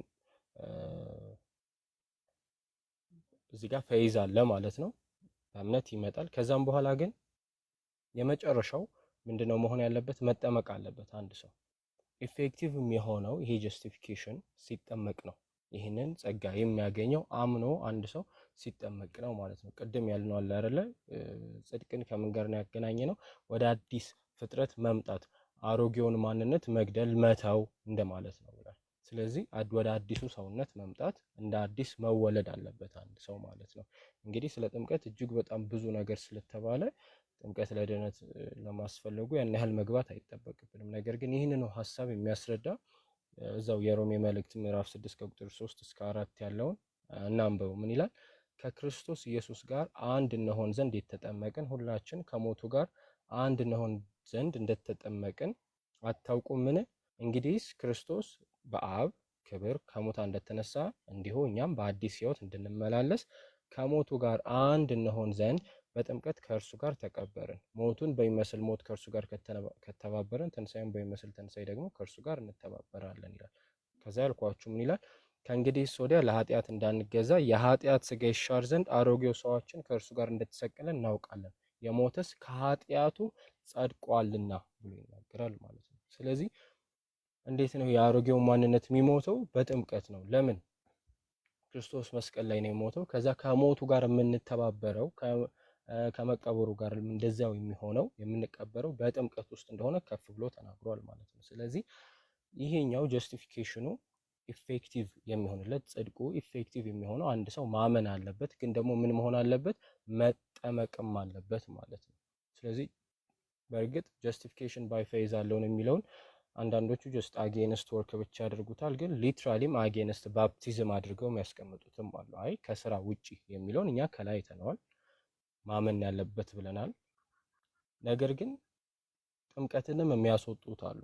ለዚህ ለጀስቲፊኬሽን ራሱ ጥምቀት ራሱ አያስፈልግም ብሎ የሚናገሩ አሉ። ጀስት ማመኑ በቂ ነው የሚሉ። ነገር ግን የጀስቲፊኬሽንን ትርጉም ከላይ ባየነው መሰረት ከመጣን እንደ አዲስ መወለድ ከሆነ አዲስ ፍጥረት መሆን ከሆነ ይህንን ደግሞ የምንሆነው ግልጽ የሆነው የዮሐንስ ወንጌል ምዕራፍ 3 ቁጥር 5 አለ። እንደገና ደግሞ የሮሜ መልእክት ምዕራፍ 6 ስለ ጥምቀት ነው የሚያብራራው። ስለዚህ ከክርስቶስ ሞትና ትንሣኤ ጋር የምንተባበረው አሮጌው ሰዋችን የሚሰቀለው እንደገና ደግሞ የሞተስ ከኃጢአቱ ጸድቋልና የሚባልልን በጥምቀት ውስጥ ከዚህ ከክርስቶስ የማዳን ስራ ጋር ስንሳተፍ ነው ማለት ነው። ስለዚህ አንድ ሰው እንዴት ይጸድቃል ካልን አሁን ንስሐ ይገባል፣ ያምናል፣ ግን ምን ያደርጋል? መጠመቅ መቻል አለበት ማለት ነው። ስለዚህ ይሄ ክርስቶስ ለዓለም የሰራውን የድህነት ስራ ሊያጸድቀን ማለት ነው። ያንን የሰራውን ስራ ለራሱ አፕላይ የሚያደርገው አንድ ሰው ምን ሲሆን ነው? እነዚህን ነገሮች ሲያሟላ ነው ማለት ነው። ኃጢአተኛ እንደሆነ ማመን አለበት፣ ያምናል በክርስቶስ ኢየሱስ፣ ግን ይጠመቃል ማለት ነው። ልክ ሲጠመቅ ይሄኛው ክርስቶስ የሰራልን የማዳን ስራ እሱ ላይ አፕላይ ይሆናል ማለት ነው። ልክ እንዳልኳችሁ ድህነትና ጀስቲፊኬሽንን እየቀያየርኩኝ አንዳንድ ጊዜ ልጠቀም የምችለው እንዳልኳችሁ ስትሪክት የሆነ ባውንደሪ አናሰምርም ብዬ የተነሳሁት ገና መግቢያዬ ላይ ለዛ ነው ማለት ነው። ስለዚህ ከላይ ደግሞ አንድ ሌላ ማብራሪያ የሰጠነው አለ ስለ ጽድቅ ማለት ነው። የኃጢአትን ይቅርታ ማግኘት ከኃጢአት መንጻት ብለናል። ለምሳሌ የጳውሎስን ሁኔታ ብንመለከት የሐዋርያት ሥራ ምዕራፍ 22 ቁጥር 16 ላይ ምንድን ተብሎ ነው የታዘዘው? አሁን ስለምን ትዘገያለህ? ተነሳና ስሙን እየጠራህ ተጠመቅ፣ ከኃጢአትህም ታጠብ ነው የተባለው። ስለዚህ ከኃጢአቱ የሚታጠበው ሲጠመቅ ነው ማለት ነው። ስለዚህ ከላይ ደግሞ ጽድቅን የፈታ ነው ከኃጢአት መንጻት ነው ብለናል። ስለዚህ አፕላይ የሚሆንለት አንድ ሰው አምኖ ሲጠመቅ ይሆናል ማለት ነው። ዮሐንስ ወንጌል ምዕራፍ 3 ቁጥር 5 ላይ እንዳለው ደግሞ ምን ይሆናል? እንደ አዲስ ይወለድና የእግዚአብሔር ልጅ ይሆናል ማለት ነው። ስለዛ ልክ ይህንን ደግሞ ሲያደርግ ከመጀመሪያ ከነበረበት ከውድቀት ከያዘው ባህሪ ከጎሰቆለው ባህሪ ወደ አዲስ ፍጥረትነት የክርስቶስ ልጅ ወደ መሆን የእግዚአብሔር ወዳጅ ወደ መሆን ስለሆነ የሚመጣው ይሄ ራይቸስነሱ ወይም ጽድቁ ዲክሌርድ ብቻ ሳይሆን የሚደረግለት እንዲያው ጻድቅ ነህ ብቻ ተብሎ ሳይሆን የሚነገርለት ይልቁንም ኦንቶሎጂካሊ ውስጡ ራሱ ይቀየራል ማለት ነው። ያ የኃጢአተኝነት ባህሪው ይቀርና የአምላክን የቅድስናን ባህሪ የሚያንጸባርቅ ይሆናል ማለት ነው። ምክንያቱም በወይኑ ግንድ ላይ ይጣበቃል። ያ የወይኑ ግንድ ክርስቶስ ነው፣ ቅዱስ ነው፣ ጻድቅ ነው። ስለዚህ ያንን የሚያንጸባርቅ ቅርንጫፍ ይሆናል ማለት ነው። ያንን ደግሞ ተጣብቆ ፍሬን ወደ ማፍራት ይሄዳል ማለት ነው። ስለዚህ አንድ ሰው እንዴት ወደ ጽድቅ ይመጣል ወይም አንድ ሰው እንዴት ይጸድቃል ብለን ከተናገርን እነዚህን ነገሮች ማድረግ አለበት። ኮንቲኒየስ ነው ብለን ስለምናምን ደግሞ ሌሎች ማድረግ ያሉበት ነገሮች ይኖራሉ። ግን አሁን ላይ አንድ ሰው እንዴት ይጸድቃል ከተባልን እነዚህን ነገሮች ማድረግ አለበት ማለት ነው። ቀጥሉ እናንተስ። እዚህ ላይ አንድ ነገር ማስመሪያ ማለፍ ያለብን መጀመሪያ ላይ ሁሌም ማለት ነው ኖ ዋን ካን ሜሪት ዘ ግሬስ ኦፍ ጋድ ይናን ማንም ሰው የእግዚአብሔርን ጸጋ እንዲገባው የሚሆን ማንም የለም። ሊገባው የሚችል ማንም የለም። የጽድቅንም ጸጋ እንዲገባው የሚያደርግ ማንም የለም። እግዚአብሔር ያጸድቃል እንጂ እኛ የሆነ ነገር ስላደረግን እግዚአብሔር እኛን የሚቀበለን አይደለም። የሆነ ነገር ስላደረግን አይደለም። ከስራችን የተነሳም አይደለም እግዚአብሔር የሚያጸድቀን ማለት ነው። ጸጋው በእምነት አድኗችኋል፣ ይህም የእግዚአብሔር ስጦታ ነው እንጂ ከእናንተ አይደለም፣ ማንም እንዳይመካ ከስራ አይደለም ብሏል። ስለዚህ አሁንም እያነሳ ያለው ይህንን ኢኒሻል ጀስቲፊኬሽን ፖይንቱን ነው። ሞመንትም ነው ኮንዲሽንም ነው ብሎናል አይደለ? ሞመንቱን ነው እያነሳ ያለው። የመጀመሪያው ሞመንት የጸደቅንበት ሞመንት ከሞት ወደ ህይወት የተሸጋገር ነው ከኛ ስራ የተነሳ አይደለም ማለት ነው። ማንም ቢሆን ያንን ጸጋ ከስራ የተነሳ እንዲገባው ሊያደርግ አይችልም፣ ሜሪት ሊያደርግ አይችልም ማለት ነው። እግዚአብሔር ያጸድቃል እንጂ። ኢኒሺየተሩ ማን ነው ብለን አልቀደምም? የጽድቅ እግዚአብሔር ነው። ስለዚህ እግዚአብሔር ደግሞ ጸጋውን ለማን ይሰጣል ብለናል። ቅድም ካቴኪዝሙን ካስተዋላችሁት ሲሪያክ ኦርቶዶክስ ካቴኪዝሙ ማለት ነው ጋድ ግራንትስ ሂዝ ግሬስ ቱ ኦል ሜን ይላል። እግዚአብሔር ጸጋውን ለሁሉም ሰው ይሰጣል፣ ለሁሉም ሰው ያለ ልዩነት ማለት ነው። ከኛ ግን የሚፈልገው አንድ ነገር አለ። እንዴት ነው የምንጸድቀው ስንል ማለት ነው ኦቢዲየንስ ይላል። ሰም አር ኦቢዲየንት ቱ ኢት፣ ለጸጋው መታዘዝ። ለጸጋው እንዴት ነው የምንታዘዘው? በማመን። የመጀመሪያው ፖይንት ማለት ነው ለጸጋው በማመን ነው የምንታዘዘው። አንድ ሰው ስለዚህ አምኖ ሲጠመቅ የእግዚአብሔርን ጸጋ በምላት ያገኛል። ገና ምንም እንኳን ስራ ባይሰራ እንዲገባው ማድረግ ራሱ አይችልም ማለት ነው። ለዚህ ምርጡ ማሳያ ምን መሰላችሁ? የህፃናት ጥምቀት ነው ምርጡ ማሳያ ለዚህ። ህፃናት ሲጠመቁ ይጸድቃሉ ብለን ብንጠይቅ አዎ ህፃናት ሲጠመቁ ይጸድቃሉ ብለን እናምናለን እሱን።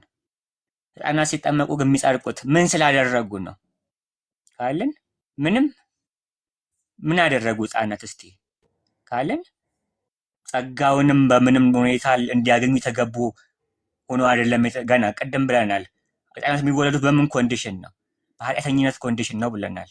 ስለዚህ በባህሪያቸው ራሱ የተገባቸው ነው አይደለም የሚወለዱት። እንዲገባቸው ለመሆንም ደግሞ ገና ምንም ስራ አልሰሩም። ያስጠመቃቸው ራሱ ማን ነው? ወላጆቹ ናቸው ወስዶ ያስጠመቁት። ስለዚህ ምንም አላደረጉም እነሱ። እግዚአብሔር ግን ያጸድቃቸዋል። በምን በኩል? በጥምቀቱ በኩል ማለት ነው ያጸድቃቸዋል። ስለዚህ ምርጡ ማሳያ የህፃናት ጥምቀት ነው። ለትላልቆችም ደግሞ ቢሆን እንደዚሁ ነው። ምክንያቱም ጥምቀት ሆነ እምነት ለእግዚአብሔር ጸጋው የምናሳየው መታዘዝ ነው እንጂ ከኛ የምንሰራው ስራ ስላልሆነ ማለት ነው።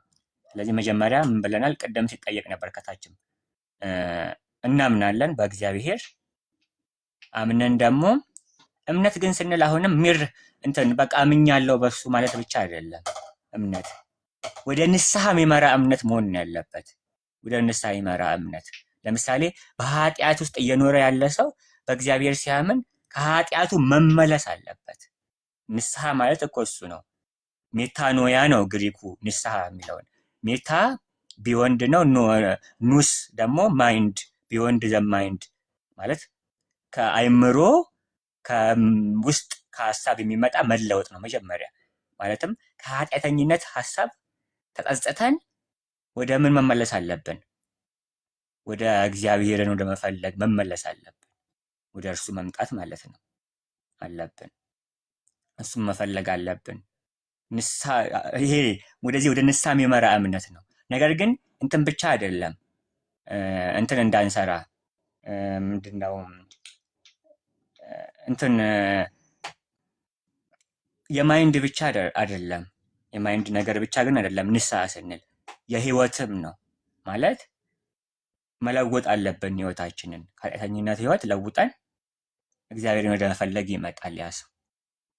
ስለዚህ እንትኑ እምነቱ ንስሐን ያመነጫል። ንስሐው ደግሞ ወደ ምን ይመራዋል? ወደ ጥምቀት ይመራዋል። በጥምቀት ከዛ ይጸድቃል ማለት ነው። ስለዚህ ሞመንቱ እሱ ነው የምንለው እኛ። በእምነት የጀመረ ሞመንቱ ጽድቁ ስንል እዚህ ጋር ጽድቅ የምላችሁ ኢኒሻል ጀስቲፊኬሽን ነው፣ የመጀመሪያውን ጽድቅ ወይም ደግሞ ሞመንትን ያልነውን ነው። በእምነት ጀምሮ በጥምቀት የሚፈጸም ነው ይህ ሞመንት ማለት ነው። ከፕሮቴስታንቶች ጋር ግን ኮንትራስት ብናደርገው በጣም ልዩነት የምናገኝባቸው ፕሮቴስታንቶች አሉ። ለምሳሌ ሉተራንና ሪፎርምዶች ጋር ብንሄድ ያጸደቀበት ሞመንት ያመነበት ሞመንት ነው። ማለትም ተፈጽሟል ጽድቁ ማለት ነው። ባመነ ጊዜ ተፈጽሟል ጽድቁ ብለው ነው የሚናገሩት። ለምን ካላችሁ ከሞነርጂዝም ትምህርታቸው የተነሳ ነው ይሄ የሆነው። ሞነርጂዝም ማለት አንድ ሰው ለመዳን አንድ ሰው የሚድነው ከእግዚአብሔር የተነሳ ነው። ማለትም ከእግዚአብሔር የተነሳ ብቻ ነው። ከሱ የተነሳ ምንም አይደለም። ከሱ ምንም አይደለም። እምነትም ሆነ ስራ ከሱ የተነሳ አይደለም። ሰው የሚያምነው ወደ እግዚአብሔር የሚሆነው የሚጸድቀው። ስለዚህ አንድ ሰው ለመጽደቅ እግዚአብሔር ልቡን መለወጥ አለበት። መጀመሪያ ልቡን መለወጥ አለበት። ልቡን ከለወጠ በኋላ ወይም ደግሞ ሪጀነሬት ከወለደው በኋላ ነው ሰው ማመን የሚችለው ራሱ ማለት ነው። በካልቪኒስቶቹ በተለይ በጣም ጥብቅ ነው። እግዚአብሔር ይወልደዋል፣ ያጸድቀዋል፣ ማለትም ሪጀነሬት ያደርገዋል፣ ይወልደዋል።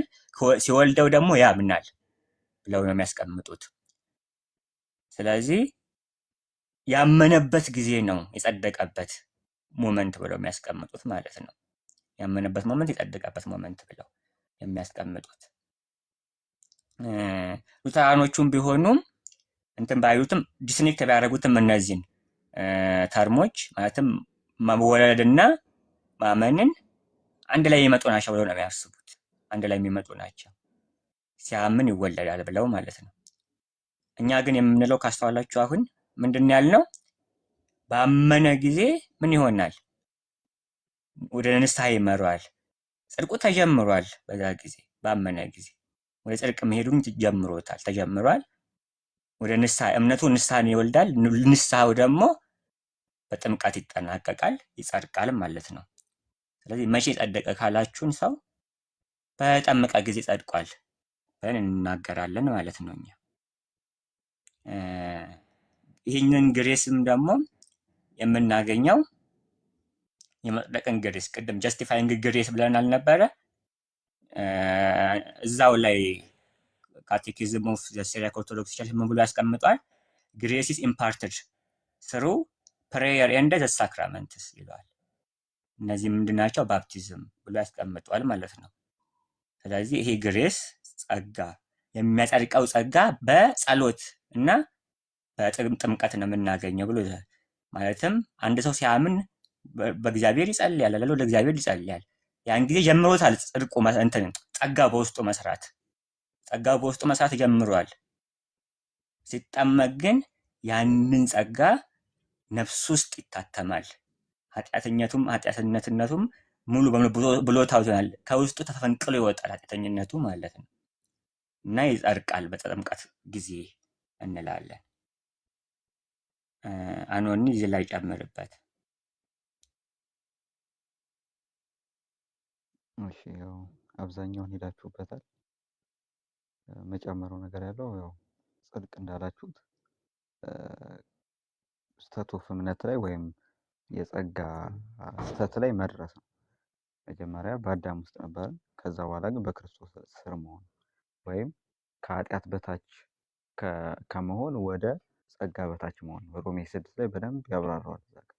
የኃጢአት ስጋ መሸር እንዳለበት ከዛም ደግሞ እነዚህ ብልቶቻችን ውስጥ ይሰሩ የነበሩት ኃጢአቶች ውስጥ ያሉ የኃጢአት ህጎች በብልቶቻችን አድርገው ለሞት ይሰሩ የነበሩት እነዛ አሁን በብልቶቻችን ውስጥ አሁን ደግሞ ጸጋው ይቀመጥና ለህይወት ወደሚሆን ይሰራል ማለት ነው። ስለዚህ እያንዳንዱ የሰውነታችን ክፍሎቻችን ራሱ ታድሯል፣ ጸጋው ደግሞ በልባችን ፈሷል። ይሄ ሮሜ 5 ቅድም እንዳየነው የእግዚአብሔር ፍቅር በልባችን እንደፈሰሰ የሐዋርያት ሥራ ምዕራፍ 2 ላይም ስናይ ምንድነው ፕሮሚስ ያደረገው ራሱ እግዚአብሔር ምንድነው በመጨረሻው ዘመን ከመንፈሱ በሰዎች ላይ እንደሚያፈሰው። ስለዚህ በልባችን ላይ ፈሷል። ስለዚህ ምንድነው ልባችን ይቀይረዋል ማን እግዚአብሔር። አሁን ወደ ሪፎርምዱ ምናምን ከሄድን ምንድነው የሚታሰበው? አስቀድሞ ይወልዳል፣ አስቀድመህ ሕያው መሆን አለብህ። ምን ለመሆን? ለማመን። እኛ ደግሞ ምንድነው ማመን አለብህ፣ ከዛ በኋላ ወደ ህይወት ትሄዳለህ ነው። ምክንያቱም ሕያው ከሆነማ ምኑን ሳመነው? ኦልሞስት ገብቷል።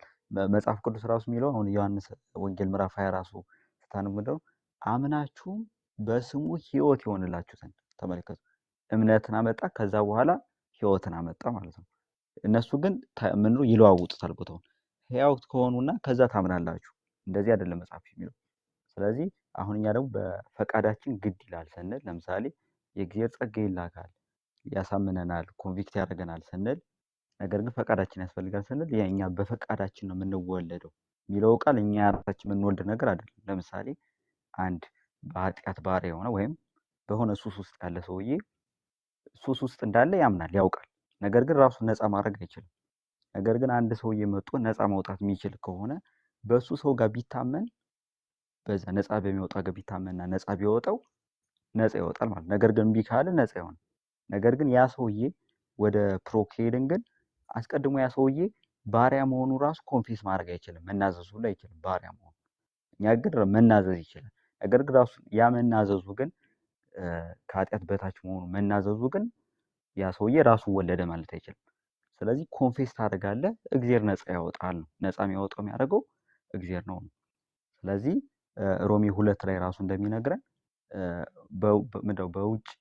በውጭ የሆነ ግዝረት አይሁዳዊ ምንድነው በውጭ አይሁዳዊ የሆነ ሁሉ አይሁዳዊ አይደለም፣ ውስጣዊ የሆነ በመንፈስ የሆነ ግዝረት ነው። ስለዚህ ውስጣዊ የሆነ በመንፈስ የሆነ መገዘር ነው ያለው። ስለዚህ ልባችን በጥምቀት በኩል ይቀይርልናል። ይሄ ቆላስይስ 2:12 ላይ በግልጽ የተቀመጠ ነገር ነው። በጥምቀት ከሱ ጋር እንደምንቀበርና እንደምንነሳ። ስለዚህ በእምነትም በጥምቀት በሆነው አሰራር በኩል ተነሳችሁ፣ ተቀበራችሁ እያለ እንደሚስቀምጠው ማለት። ስለዚህ ከተቀበርክ በኋላ ነው አላይቭ ራሱ የምትነሳው። ስለዚህ አዳማዊ ማንነትን ቀብረህ ትነሳለህ ማለት ነው። ሮሜ 6 ሙሉ በደንብ የሚያስረዳው ያኛው። እዛው ጋር ሮሜ 6:16 ላይ ራሱ በእርግጥ ምንድነው ባለመታዘዝ ምንድነው ይሄ ብልቶቻችን ምንድነው ካልታዘዙ ወደ ሞት ለሞት ላይ የሚሆነው ፍሬ እንደሚያፈሩ ሁሉ ምንድነው ብልቶቻችን ደግሞ ጽድቅ የሚሰሩ ከሆነ ፍጻሜው ጽድቅ እንደሚሆን ይናገራል። ስለዚህ ጽድቅን ራሱ እንደ ፍጻሜ አድርጎ የሚያስቀምጥበት ክፍልም አለ ሮሜ 6:16 ላይ። ስለዚህ ሙሉ በእነሱም ዘንድ እንደተባለው አንድ ጥቅስ ባነብ በተለይ በደንብ ግልጽ ታደርገዋለች ብዬ አስባለሁ። ኦልሞስት በእምነት ራሱ መጽደቅን የሚለውን ቃል ከቅድስና ጋር ራሱ አድርጎ የሚያያይዘው የሐዋርያት ሥራ ምዕራፍ 26 ላይ ያለች ቃል አለች፣ ቁጥር 17 ጋር ያለች ማለት ነው። የኃጢአትንም ስርየት ምንድነው ዋናው ኮንቴክስቱ ያው ጳውሎስ ለአግሪጳ ነው የሚነግረው እንዴት ክርስቶስ እንዳገኘው ምናምን እና ጳውሎስ አንድ የሚናገረው ነገር አለ። ምን ይላል? የኃጢአትንም ስርየት ክርስቶስ ለጳውሎስ የሚነግረው ማለት ነው። የኃጢአትንም ስርየት በእኔም በማመን በተቀደሱት መካከል ርስትን ያገኙ ዘንድ ከጨለማ ወደ ብርሃን። አንደኛ በማመን በመቀደስ አላለን። ኦኬ። ከዛ ከጨለማ ወደ ብርሃን ከሰይጣንም ስልጣን ወደ እግዚአብሔር ዘወር እንዲሉ ዓይናቸውን ትከፍት ዘንድ ከሕዝቡና ወደ እነርሱ ከምልክት ከአሕዛብ አድንሃለሁ። ስለዚህ ከጨለማ ወደ ብርሃን መምጣት አለ፣ የኃጢአት ስርየትን ማግኘት አለ። ስለዚህ ከሰይጣን እስራት ደግሞ ወደ እግዚአብሔር ዘወር እንድል፣ ከሰይጣን አገዛዝ ወደ እግዚአብሔር ዘወር ማለት ነው። ስለዚህ እነዚህም ሁሉ ያጠቃለለ ነው። ስለዚህ የኃጢአት ስርየት ጽድቅ ላይ ብቻ ያገናኙታል። ለምሳሌ በተለይ ሉትራኑ ጋር ሁሌም ፕሮሰስ ነው የሚሉት፣ ሁሌም የኃጢአት ስርየት ስለያለ ነው። ስለዚህ ጋር የኃጢአት ስርየትም አለ፣ ከጨለማ ወደ ብርሃን መምጣት አለ፣ ጽድቅን የሚያገናኙ። ስለዚህ በማመን በተቀደሱት ይላል። የኃጢአት የተሰረየላቸው እነዛ የተቀደሱ ሰዎች ናቸው ማለት ነው። ስለዚህ ፓስቴንስ አድርጎ መቀደስንም ያመጣል ማለት ነው እዚህ ጋር። ስለዚህ ምንድነው እነዚህ ጽድቅ፣ ቅድስና የሚባሉት ሁሌም ኮኤክስቴንሲቭሊ የሚኖሩ ነገሮች ናቸው። ሁሌም አንድ ላይ ያሉ ነገሮች ናቸው። አንዱ በአንዱ ላይ ሁሌም ይኖራል፣ አንዱ ባለበት። ስለዚህ እግዚአብሔር መንፈሱን በልባችን ላይ አለ።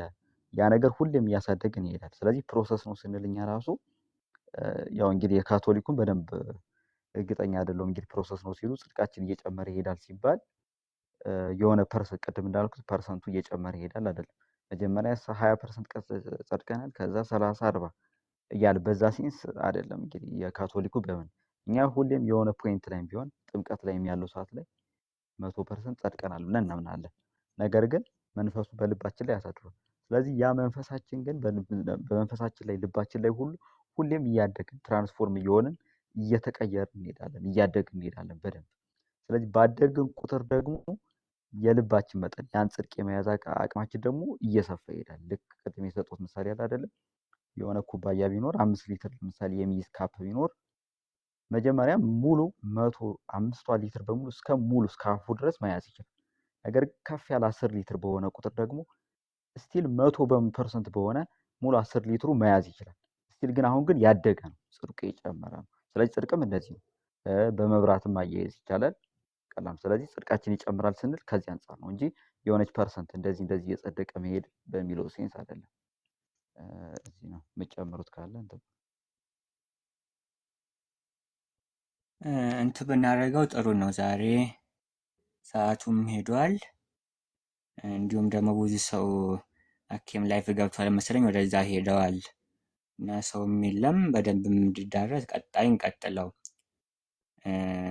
አሁን ብዙ እንትኖች ስላሉ ገና የዛሬው ራሱ ያሰብነው ስላላለቀ ጽድቅ የአንድ ጊዜ ሁኔታ ነው ወይስ ይቀጥላል የሚለውን ጽድቅ ዲክላሬቲቭ ብቻ ነው ወይስ ውሳጣዊ ለውጥ ነው የሚለው ነገርም ስላለ ቀጣይ እንቀጥለዋለን።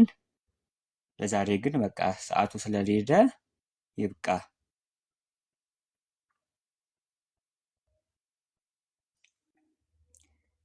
ሰዓቱም ሄዷል። በእርግጥ ሰዎቹም ጥያቄ ያው ግን እንቀበል ወይስ 1 2 3 ቀጣይ አይሻልም? እኔም በጣም እንትን ስላለኝ ትንሽ ስለደከመኝ እንደዛ በቃ ጥያቄያቸውን ይዘው ቀጣይ ይምጡ ሁላቸውም። መጨረሻ ላይ ጥያቄ መልስ እናደርጋለን። ቀጣይነት አለው ይሄ ለዛሬ ብቻ አይደለም፣ በየሳምንቱ እንቀጥላለን።